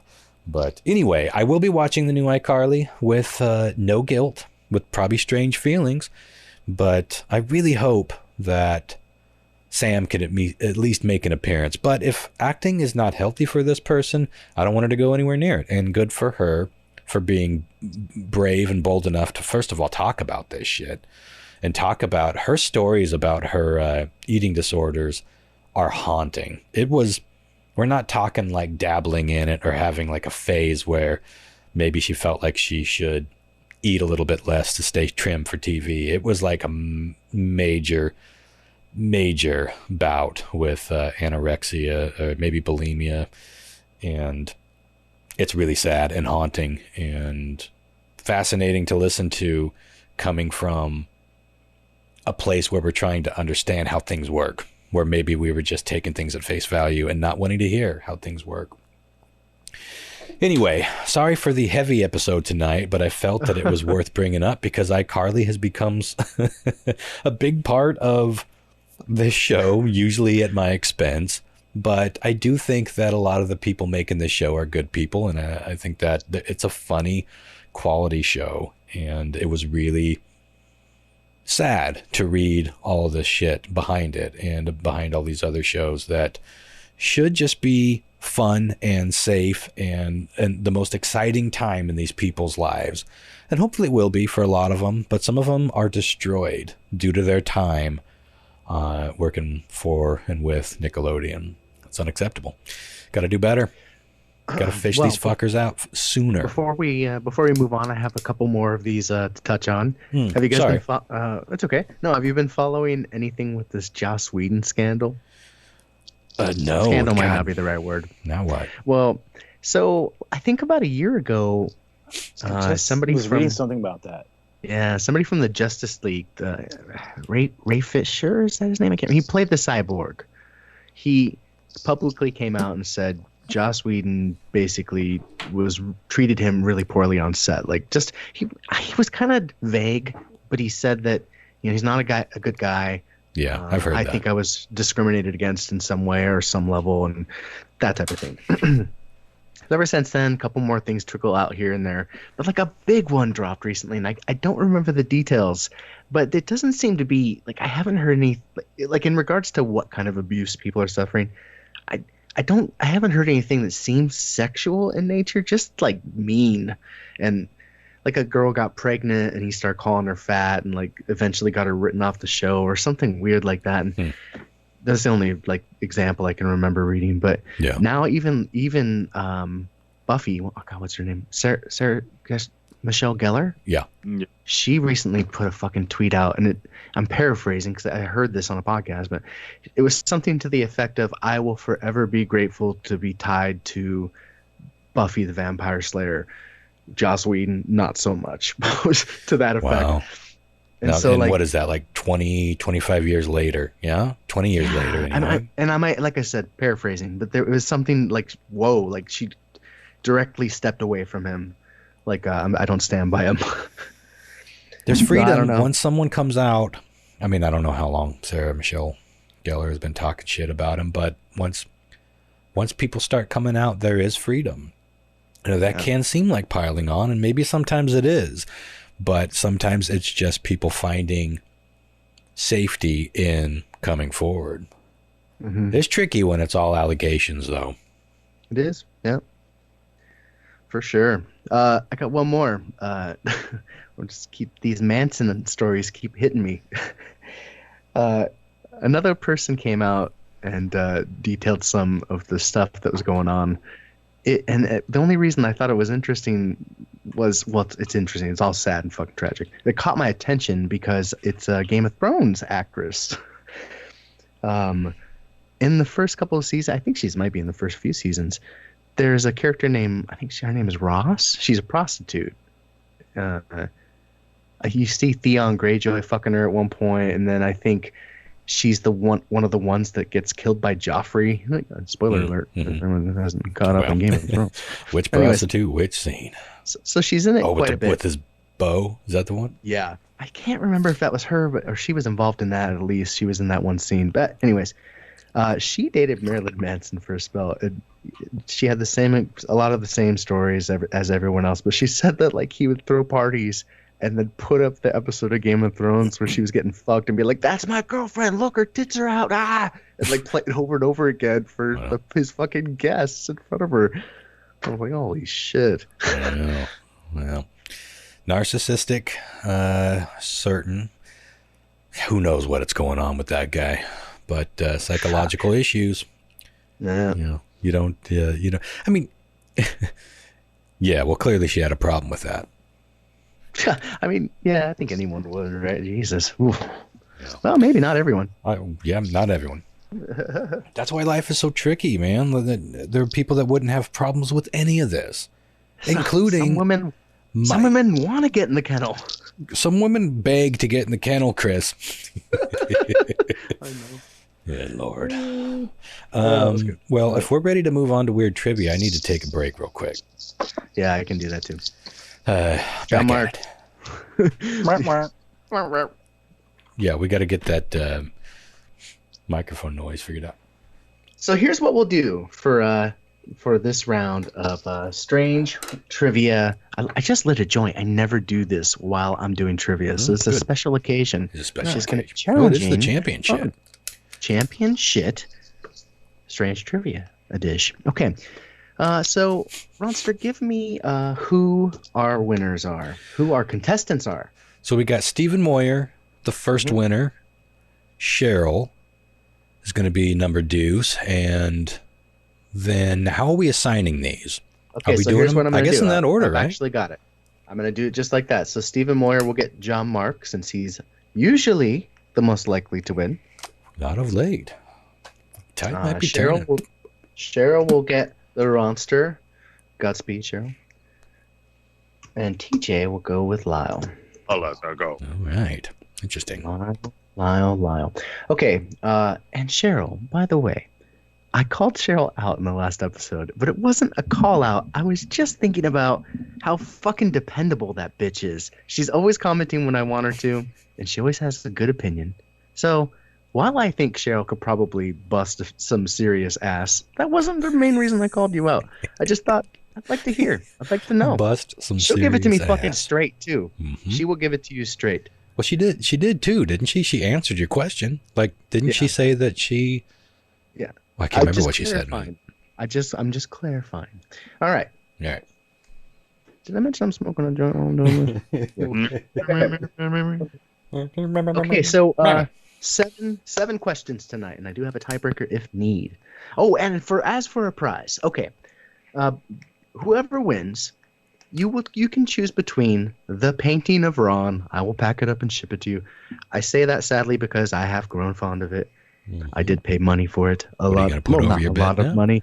As far as art goes, it was cheap, but I did spend hard-earned money on it. So, yes, you can choose that if you wish, if that's something you genuinely want, or I will buy you via Amazon.com a Funko Pop of your choice within reason.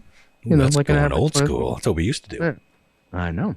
So I'm bringing that back. So, if maybe the Ronster painting isn't for you, you have another and it won't option. Be for everybody.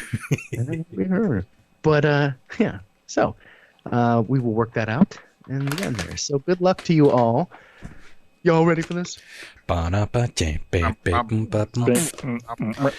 Championshit 7-question version. Huh? I'm excited. Don't know. All right, here we go. Actually.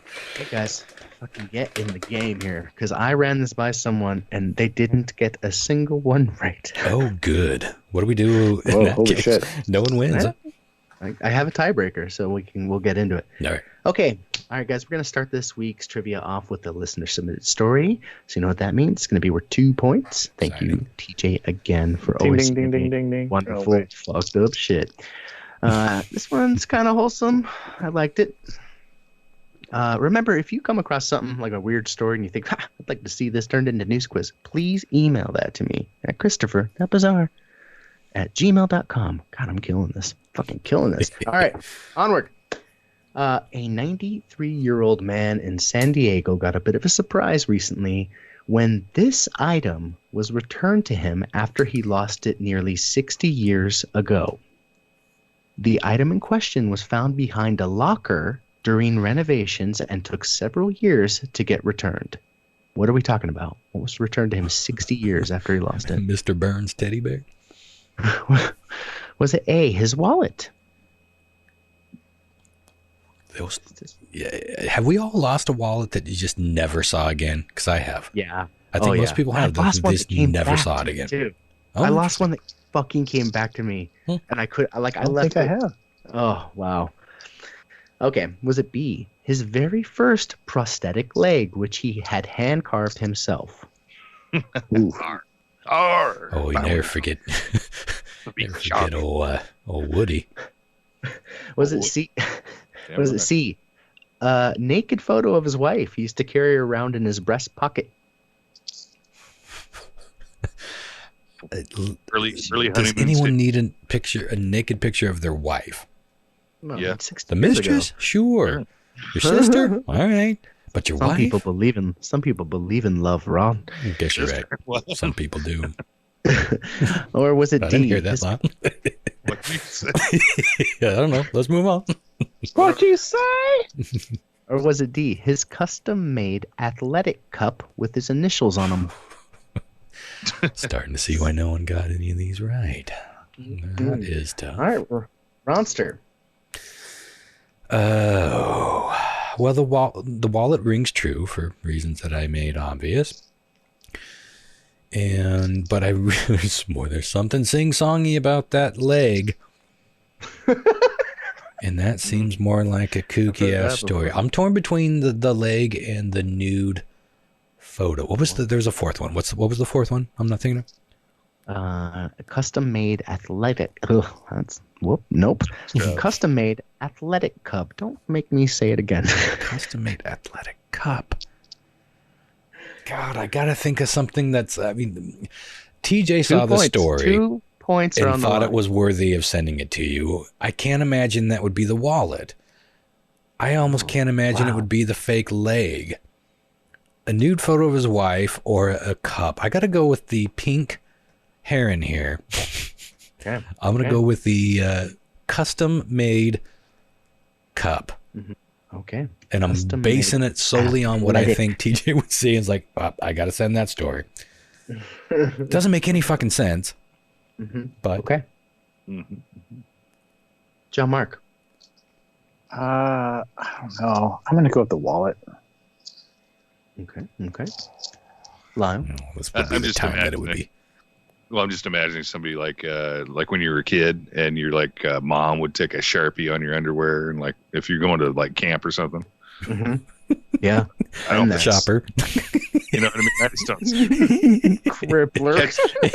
Yeah, your mom real crippler. That's current. That's his underwear today. Crippler and Sharpie. So to find crippler anything up front, like Rippler in the back. No, what I'm saying? 60 years later, I would probably have to go with the wallet also. Okay. Oh, I'm feeling less conf. No, I'm feeling the same conf. Okay. Question 2. One of the following statements about Jackie Chan is true. The other ones I made up. A. He's an accomplished skateboarder. Okay. I've seen Tony Hawk and Yeah. yeah. B. He once starred in a Chinese horror movie where he played 15 different characters who all died. Okay. C. He was born with 6 toes on his left foot, but one was removed when he was a teenager. Well, relevant to tonight. Well, if he was a 13-year-old girl, that would be on Dan Schneider's radar. Maybe so he got his fame. Or Unicorn or toe. D. Or D. He voiced Beast in the Chinese overdub of Disney's animated classic Beauty and the Beast. What the fuck is he? I know a lot about Jackie Chan. Like I went through a huge Asian cinema kung fu thing. What's the fucking answer then? Well, I did. I don't. I feel like I would have remembered and heard something about him skateboarding, but I feel like I would have heard that about a 6th toe. You didn't see his other movie, Ollie in the Bronx? Yeah. I didn't see his other movie, 11 Toes of Fury. I gotta go. Oh boy, I'm torn between the toes and the horror movie. Yeah. I feel like the dude was one of the most the most prolific actors and like a workaholic. I'm gonna go with the horror movie. I don't think he had six toes, but all right, you go with horror movie. Rajo, John Mark. I'm gonna go with the he voiced Beast. Okay, Lyle. Well, I'm telling you what. To become a ninja, you must be very light on your feet.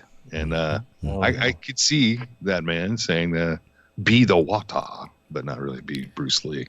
I think he was a skateboard mother trucker. All right. It takes a lot of grace. I'd be really disappointed if I didn't know that. It's just like martial arts when you're trying to do like it makes sense. You're right. Flip, you know? It absolutely makes sense. Yeah. And he was about that age, you know, where skateboard would be a big thing. Now, I don't think we covered this, but I apologize if we have. You'll have a leg up on this one, guys. Question 3, back in October. A toe up, even. It's been a theme show, hasn't it? A toe up? Okay. Back in October, a 2,000-year-old drawing was found carved into a side of a mountain in the world-famous Nazca Lines region. This is a new one. You know, can you yeah. So, Ron, can you quickly describe the Nazca Lines? Well, we just talked about them. Lyle brought that new theory. To me, it's new that they were trenches or canals to create water reservoirs, but they are these, you know, those famous massive pictographs, I suppose, that can only really be seen and made out from the sky. And geoglyphs, they call them. Geoglyphs. Sometimes. And, you know, like big eagles. I think one of them's an owl. Doesn't one of them resemble a spaceman? I think that was one of the ancient aliens theories. But stop now. Okay. We don't want to go any further. And isn't there a brand new one that just kind of looks like on the side of the mountain? Looks like... I don't know of any new ones. Yes. Now stop. I worked for it. Don't ruin it for me. All right. Indeed. So recently, a new one has been discovered. It's 120 feet long. It joins a collection of other previously discovered mysterious geoglyphs. Looking at aerial shots of the massive etching, it's very clearly a drawing of this. Is it A, a lounging cat? Oh, you know, I like that. Is it B, a set of boobs? Yes, I like that. Is it C, 2 feet? 2 feet? Mm-hmm. Okay. 2 feet. Again, a themed show. Mm-hmm. Yeah. Or is it D, an orgy? Oh. G, like a Snoop Dogg. I want to know how many times I've gone with D, because that's where Chris just dumps the Ron Herring. D for dump. And D for dick, butt, poop, tits, or fucking. Just throw Ron off the trail, and I'm tempted to go with it. An orgy, but people are always sex obsessed. These were for the gods, but we're cat crazy. We are. I think that would be a big news and a viral story. I'm gonna go with the cat. In keeping with the animal theme. Okay. John Mark. So there's a cat, feet, orgy. What else? A set of boobs. A set. A complete set. Not one, not the other. I guess it could. Yeah, I don't know why that's set of boobs. I'm gonna against my better judgment. I'm gonna go with the feet. Fascinating. I am henceforth referring to them as a set. Let me see here. She's got a nice set. Let me see your set. Baby, you look so good that you get Show us your the best set of boobs I've ever seen. Baby, I'm going to drink out this bottle of wine and set fuck you tonight. Mm-hmm. Can't wait to get that set out of them. Say, hey man, that was a great set. Are, are we? Yeah. Are we the baddies? Yeah, I think we are. Oh no. Okay. Where were we? What the hell was happening? Somewhere between. Wait, John Mark, did I get your answer? You're going with Yeah. You went with the set. No, I went with the feet. Oh, A set of feet. Yeah. That'd be amazing if that's okay. the answer for tonight. Lyle. I'd like to think a lot of those glyphs, especially back in those ancient times, were warnings, most of all. And to see a big cat all sprung out with a full belly might be a warning that might be. We got giant cats that will eat you. But Oh, here comes Analyles. the theory, Yeah. the theory that I came across was that they were water sources. They were channels to water their crops, and they had these crops inside of them, and like a pair of boobs is like, well, I mean, that's like the God's gift of life in itself. So I'm going to go with the pair of boobs. That was almost kind of beautiful. Yeah. You're going to go with the set? I was going to say old porn, but God's you know gift what? to life itself. Indeed. That might be the most poetic That tracks. and natural. Single ladies. All the analyze. Wouldn't it be Single great if ladies, you just said, so I'm single going with man orgy. looking for a set.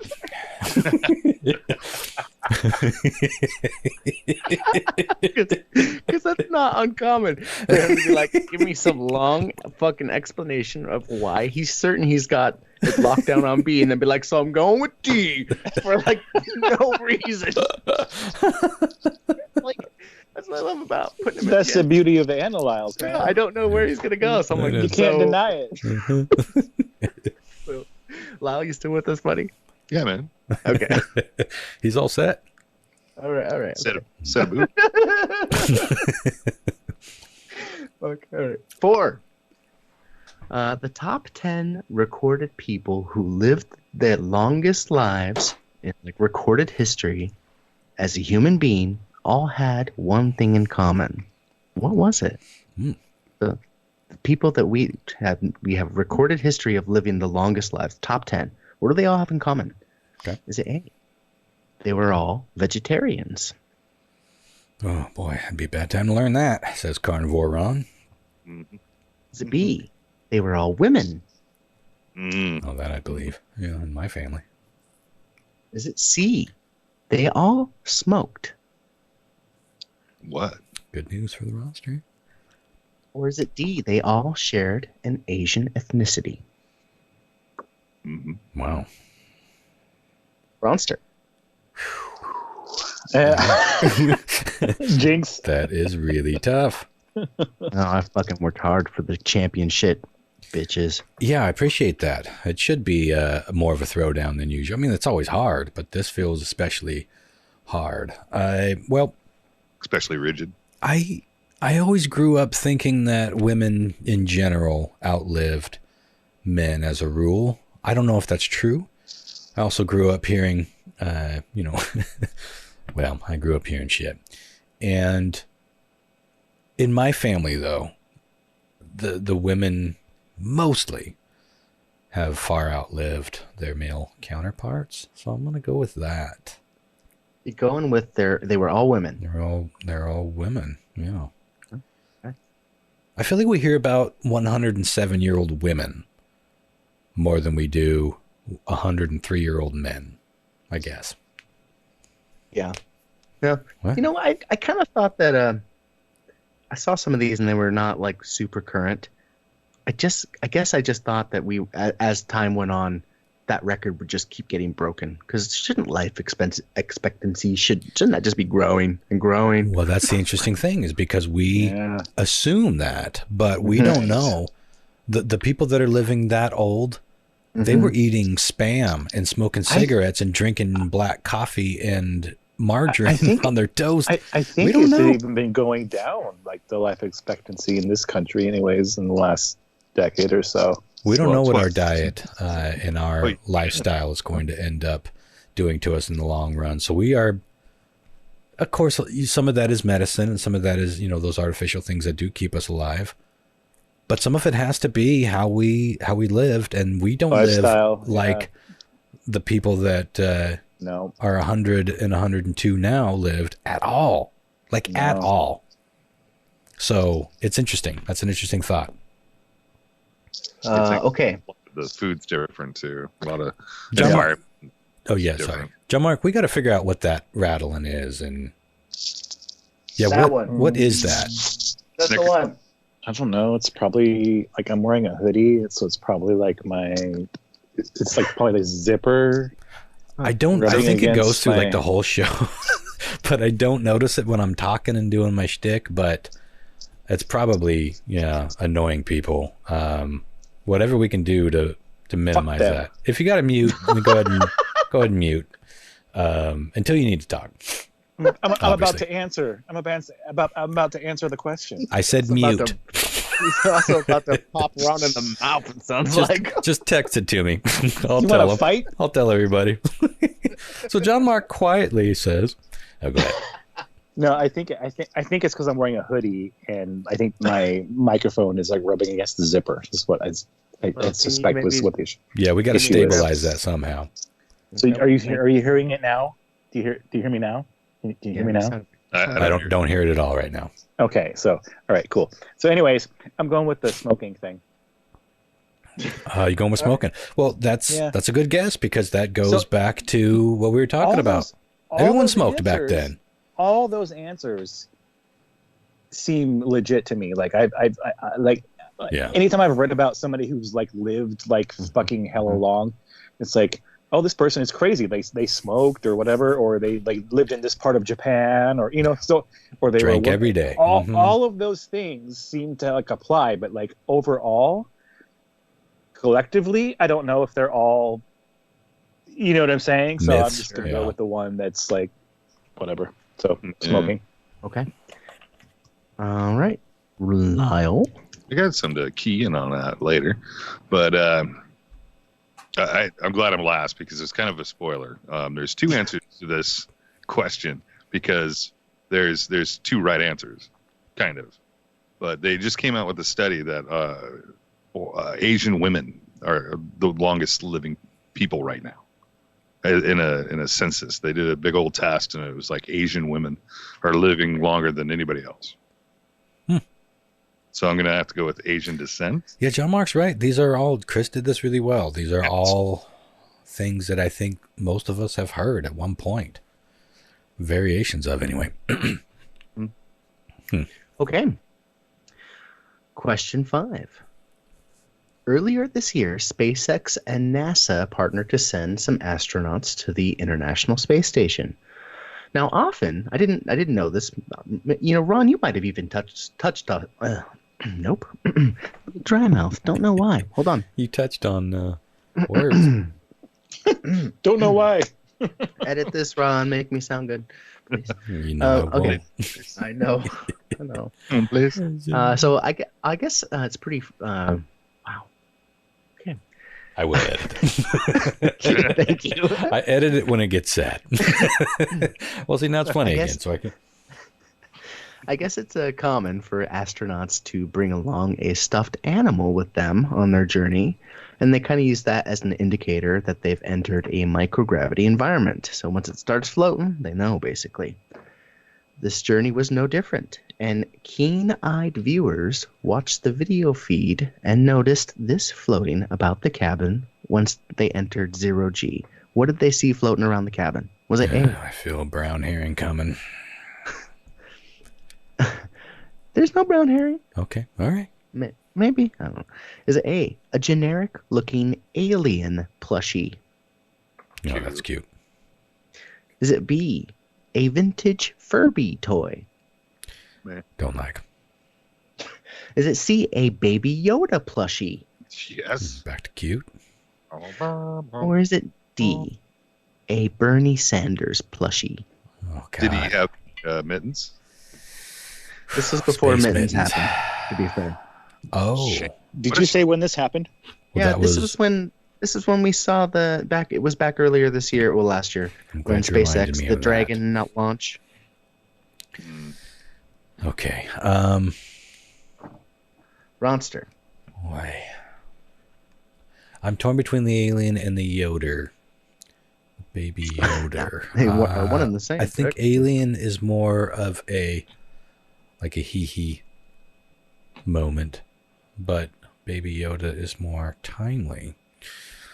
Oh, my heart's telling me to go with the hee, which is a little alien floating in space. Okay. Excellent choice. John Mark? I think that people aren't, most of the time in situations like that, aren't quite that creative or whatever, so they're going to go with the zeitgeist, and I think that would be Baby Yoda. That absolutely would. Okay. Lyle? Well, I'm thinking, and not too hard on it, but being Don't strain yourself.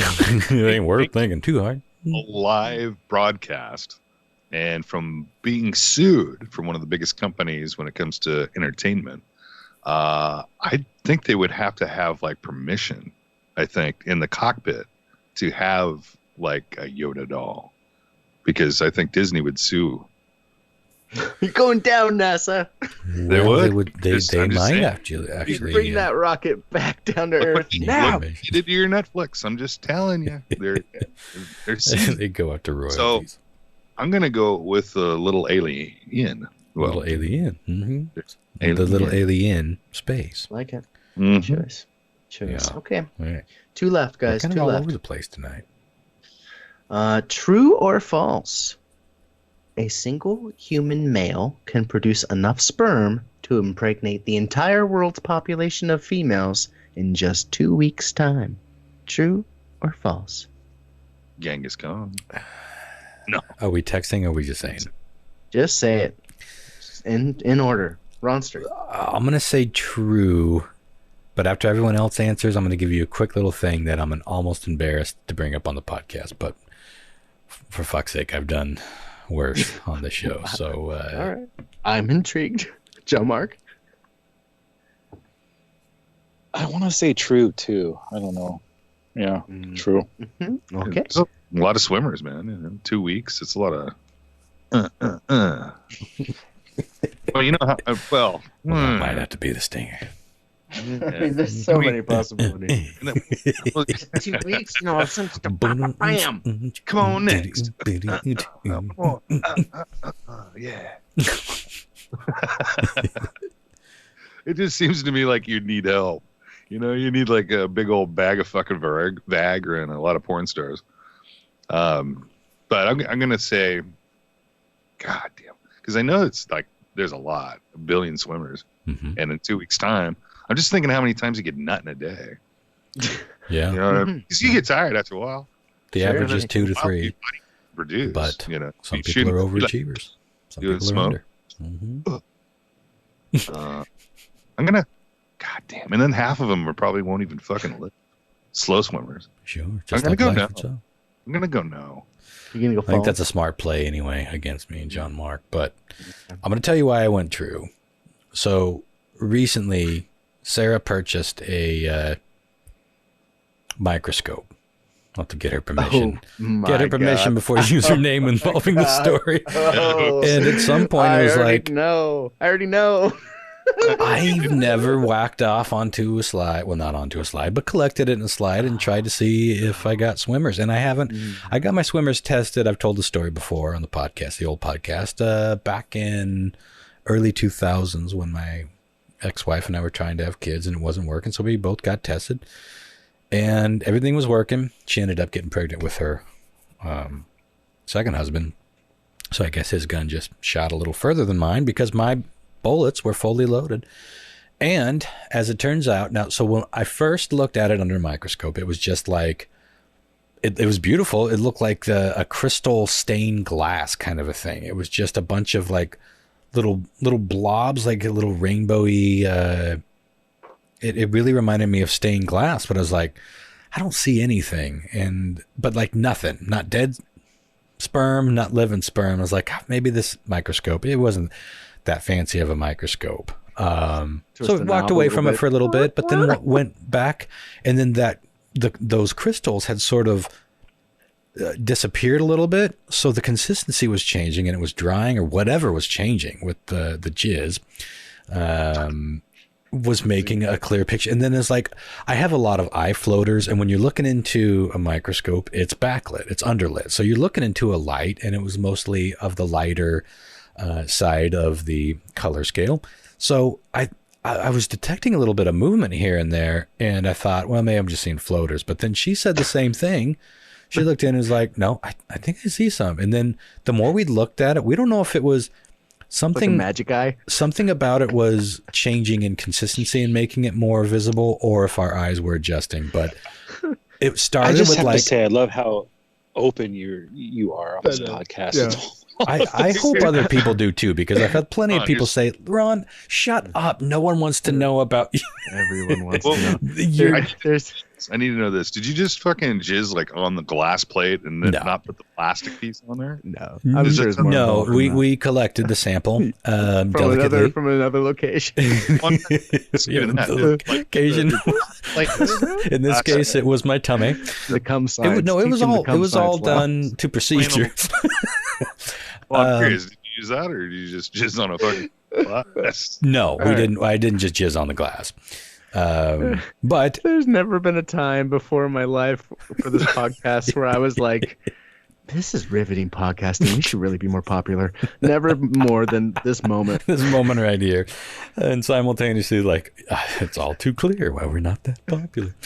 I'm amazed how many downloads the show gets on a weekly basis. I got to be honest. Sir. Wait, continue your story. So what? Did they move more? So all of a sudden we started detecting movement, and then more movement. And then it was like one of those magic 3D posters where once your eyes focused right, they were fucking everywhere. And some of them were like big little monsters.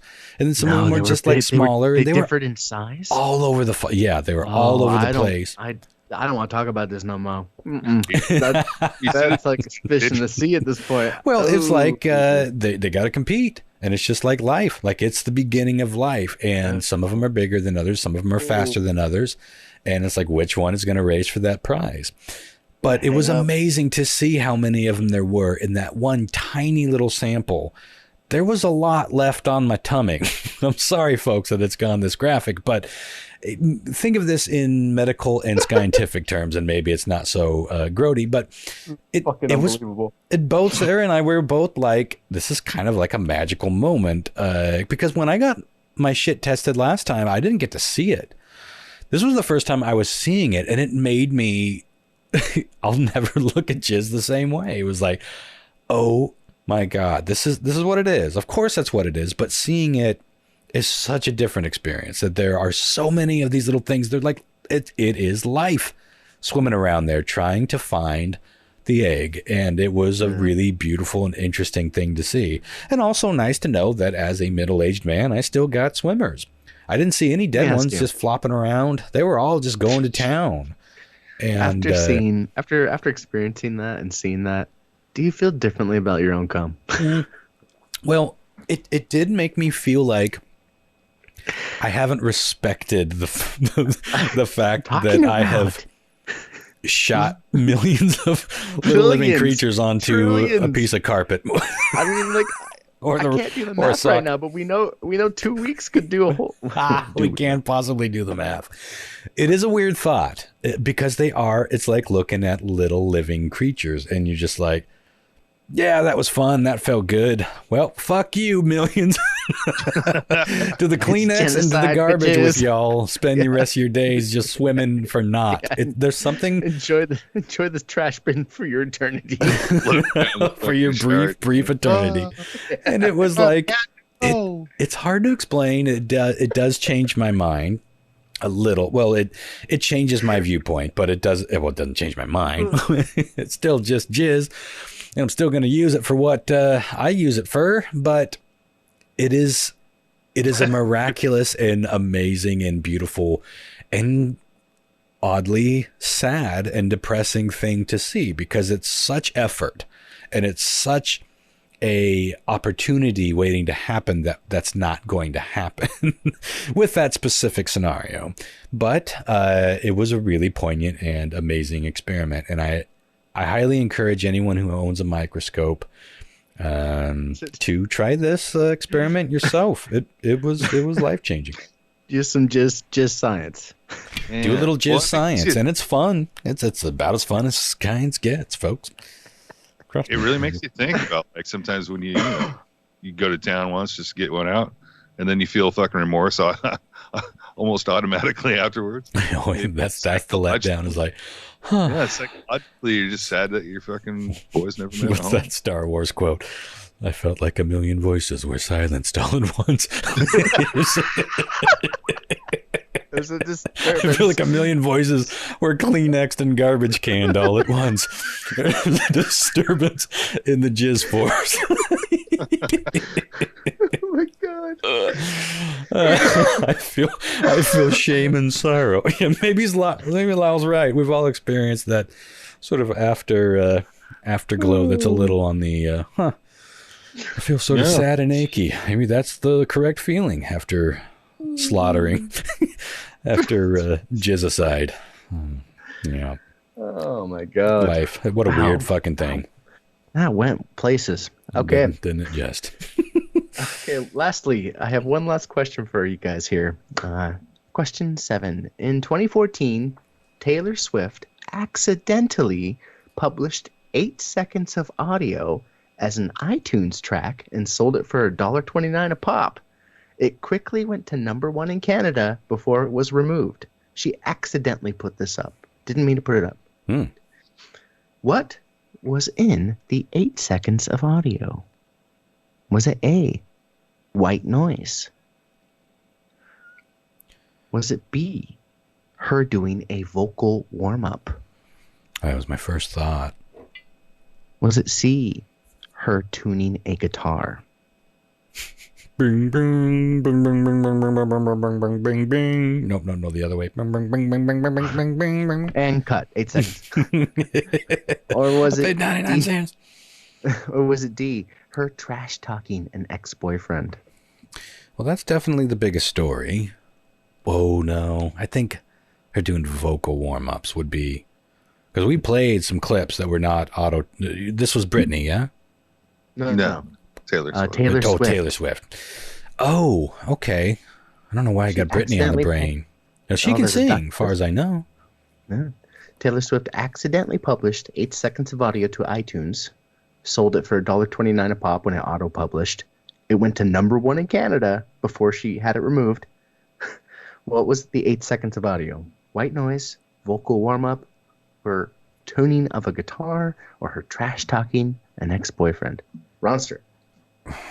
Wow, that is tough.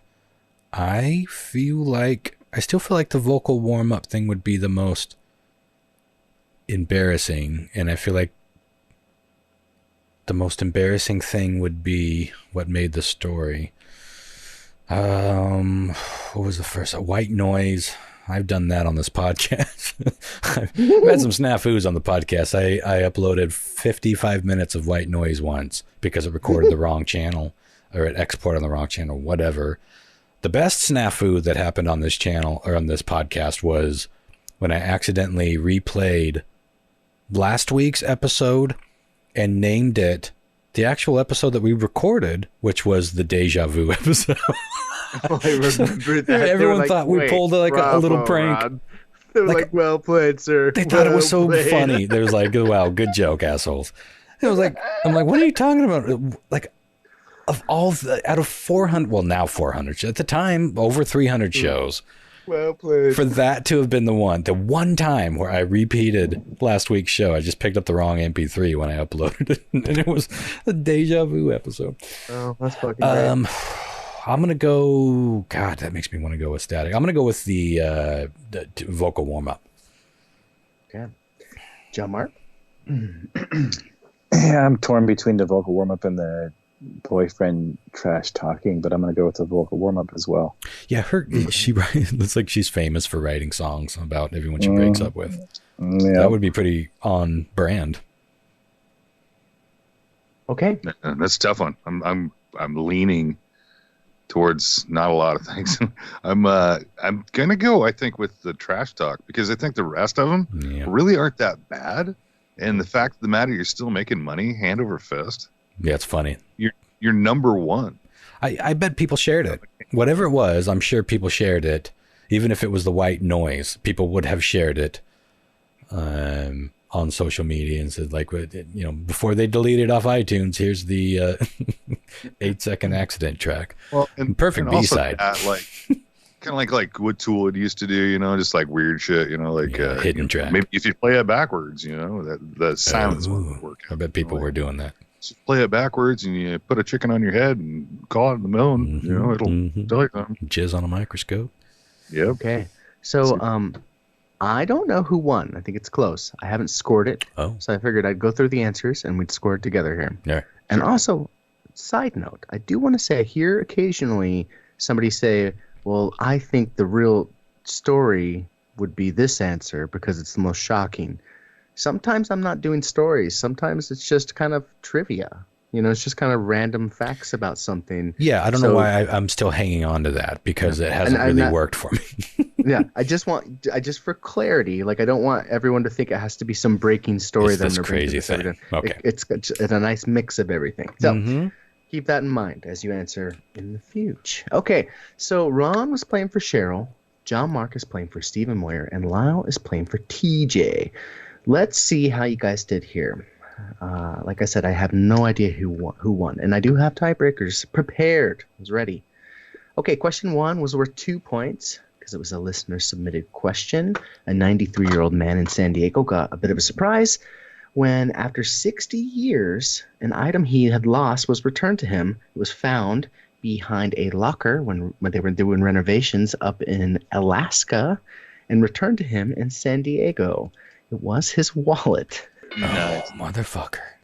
John, Mark, and Lyle got that correct, so they're immediately going to get 2 points a pop. Was there money in it? Boop, boop. Not money, but it had, like, his Navy ID card, and they used to give him, like, beer ration certificates. That's awesome. And they were in there still. I thought that was kind of cool. That is cool. Okay, question 2. One of the following statements about Jackie Chan is true. The others I made up. The correct one was that he voiced Beast in the Chinese overdub. Yeah.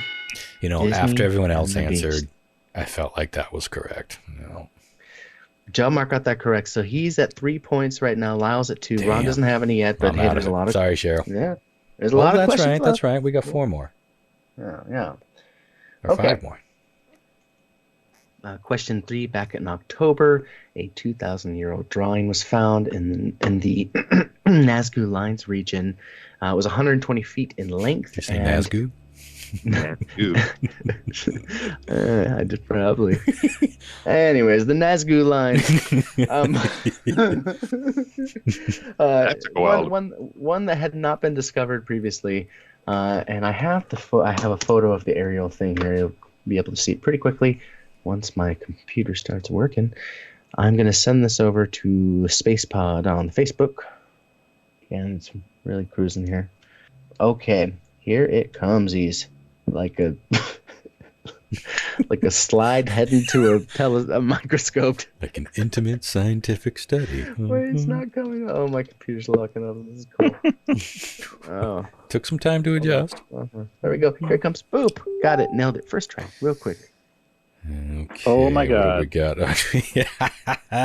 'tis indeed a cat. 2,000 years old, guys. Almost looks like a combination of a cat with set. I guess it's a spotted cat. What are those two giant? There'd be a lot more circles for that cat set. Okay, Ron and Lyle got that correct for a point a pop. I don't think that. No, I said boobs. That looks more like Batman. Apologies. Oh, shit. No, that looks like Batman. That could be the original bat signal, but it wasn't part of the list, so I get it. Good. I need that John one. Mark, you didn't go with that, did you? Did you want feet? No, I went with the feet. Yeah. Yeah, you son of a bitch. So we're tied. We tied now, or no? Let's see. So it's 1-3. You got that twofer. Yeah, I got 2. Yeah. Yep. Lyle has 2. Ron has 1. 3. John Mark has 3. Yes. Let's see.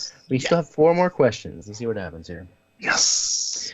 The top 10 recorded people who lived the longest lives we've ever seen as a human being all had one thing in common, and that is that they were all women. All of them were women. Oh, great. Nice. I thought that was probably the correct answer, yeah. Lyle, your deduction was accurate, but it wasn't. There still were people that were not Asian that were older than. Yeah, that makes sense? So, honestly, it was on a show that I was listening to, and it wasn't that long ago. But that's what they said, that one of the oldest, if you're going in like to classify, one of the oldest. Statistically, I think they live longer. Is Asian women. Yeah. Mm-hmm. Yeah. But even amongst them, that's what I was just going to say. I'm not saying American women because that's wrong. It was Asian women. Mm-hmm. Yeah. That was studies. I don't know, whatever. That's good. Ron got that right. But it was women. I'm eking back. Okay. I'm tied for last. Yep, you're tied with Lyle, but you're just one behind. Let's see here. Okay. Question 5. Earlier this year, SpaceX and NASA partnered to send some astronauts to the ISS. Often, astronauts will bring a stuffed animal with them on their journey and use it as an indicator when they've hit 0G, basically. It'll be floating around. This journey was no different, and keen-eyed viewers watching the feed noticed this floating about the cabin once they hit it. Again, I have a photo for you. You can spot it pretty quickly. Oh, God damn it, John Mark. Yoda! It was little baby Yoda. Look how cute he is. Space. Yeah, John Mark got that correct. Disney's bill will be in the mail. Mm-hmm. Exactly. They all want Teslas, too. Okay, where are we at? Damn. Here? Okay, question 6, true or false? Sorry, I'm hearing a child scream. True or false? A single human male can produce enough sperm to impregnate the entire world's population of females in just 2 weeks. The answer was true. Damn. Ron and John Mark got that correct. Yeah. Doesn't help me, though. It is not helping your case. I don't think there's any way we're going to come on top of this one, Cheryl, like a Let's intimate go ahead and science experiment. round it out here, though. And with our last question, in 2014, Taylor Swift accidentally published 8 seconds of audio as an iTunes track, sold it for $1.29 a pop, went to number 1 in Canada. Before it was removed, it was 8 seconds of white noise. Oh, boy. Oh, it's funny. I almost went with that. Yeah, just because I've done it. I've literally done it. I know. I thought that was so funny. It's as simple as exporting the wrong channel. So we have a clear winner today. John Mark, back on top. You didn't fuck around when it mattered. Yes. And Stephen Moyer, you are either the proud owner of a disturbing painting of Ron, disturbing and wonderful. I can't let it go. Or a Funko Pop of your choosing. So please reach out to us via Messenger on Facebook, and we will get you your prize, good sir. Thank you, everyone, for enjoying this with us. John Mark, you are champion of champions, a champion of shit. Indeed. I am the champions, my friend. And you will keep winning till the end. Well, yeah, well, we'll see. Keep on commenting on the show's post. We'll starting on this very episode. I think we'll keep that going. Yeah. Yeah, I'm gonna start logging comments, and we'll pick. We'll pick people just based on comments and people that haven't been in yet, and we'll do it in a fun, fair way. Just comment, and have fun with us. That's the best part for us. Okay. Well, we're at 2.5 hours, so here's what I suggest. You guys weigh in. I want to give Lyle's story, and talking about you guys' trip to Seattle, and talking about the fundraiser, both proper airtime and interest time. That will push this show to 3 hours. And I think, how about we cut this one off now, and we will record either a full show of just talking about that or a mini show or whatever. We're going to take next week off. Instead, let's just do at any time between now and next week. Let's get together and let's record just that episode. Does that sound good to everybody? Yeah. I think we're getting snowed in. Snowed in, so I'll have some time. It'd be great. I'd love to have fun. Because I would like to do it. There's too much to encapsulate in like a 10-minute thing, and even that would take us to 240. But we'll dedicate the whole show next week to that, and I think that'll be a better way to go good. than an encapsulated version at the end of what's pushing 3 hours here. So yeah. All right. Well, be thinking on it. Everyone be thinking on it and ask around. We all know people that are good at thinking up shit. Ask them, get some opinions, and maybe by next week we'll have some better ideas. And if not, we'll just go with a fucking fundraiser. You know, that's enough to get the ball rolling. George. And we'll be able to talk about all of that shit. I want you both to share. Part of the reason that you have a buddy at these things is you got someone else that's there on your support team, and they do understand it the same way that you understand it. That's been very valuable. Like even when my brother had heart surgery, he had to have someone there explaining these things to him, because sometimes when you're the patient, you get a little cross-eyed and you just gotta like have an advocate. You're going through the stress of the thing. Advocate. Yeah, you need somebody there's like that knows the shit too. So I'm glad that Christopher will be able to weigh in on that. All right, y'all. Well, have a good week. We will talk to you soon. Be sure to smooch anyone you can on Valentine's Day, but do get permission. And if you're and well, I won't even make that joke after tonight's episode. just get permission. Don't be creeps. So, all right. See y'all next week, y'all. Have a good night. Good night, guys. Good night. I'm gonna go look at some sets.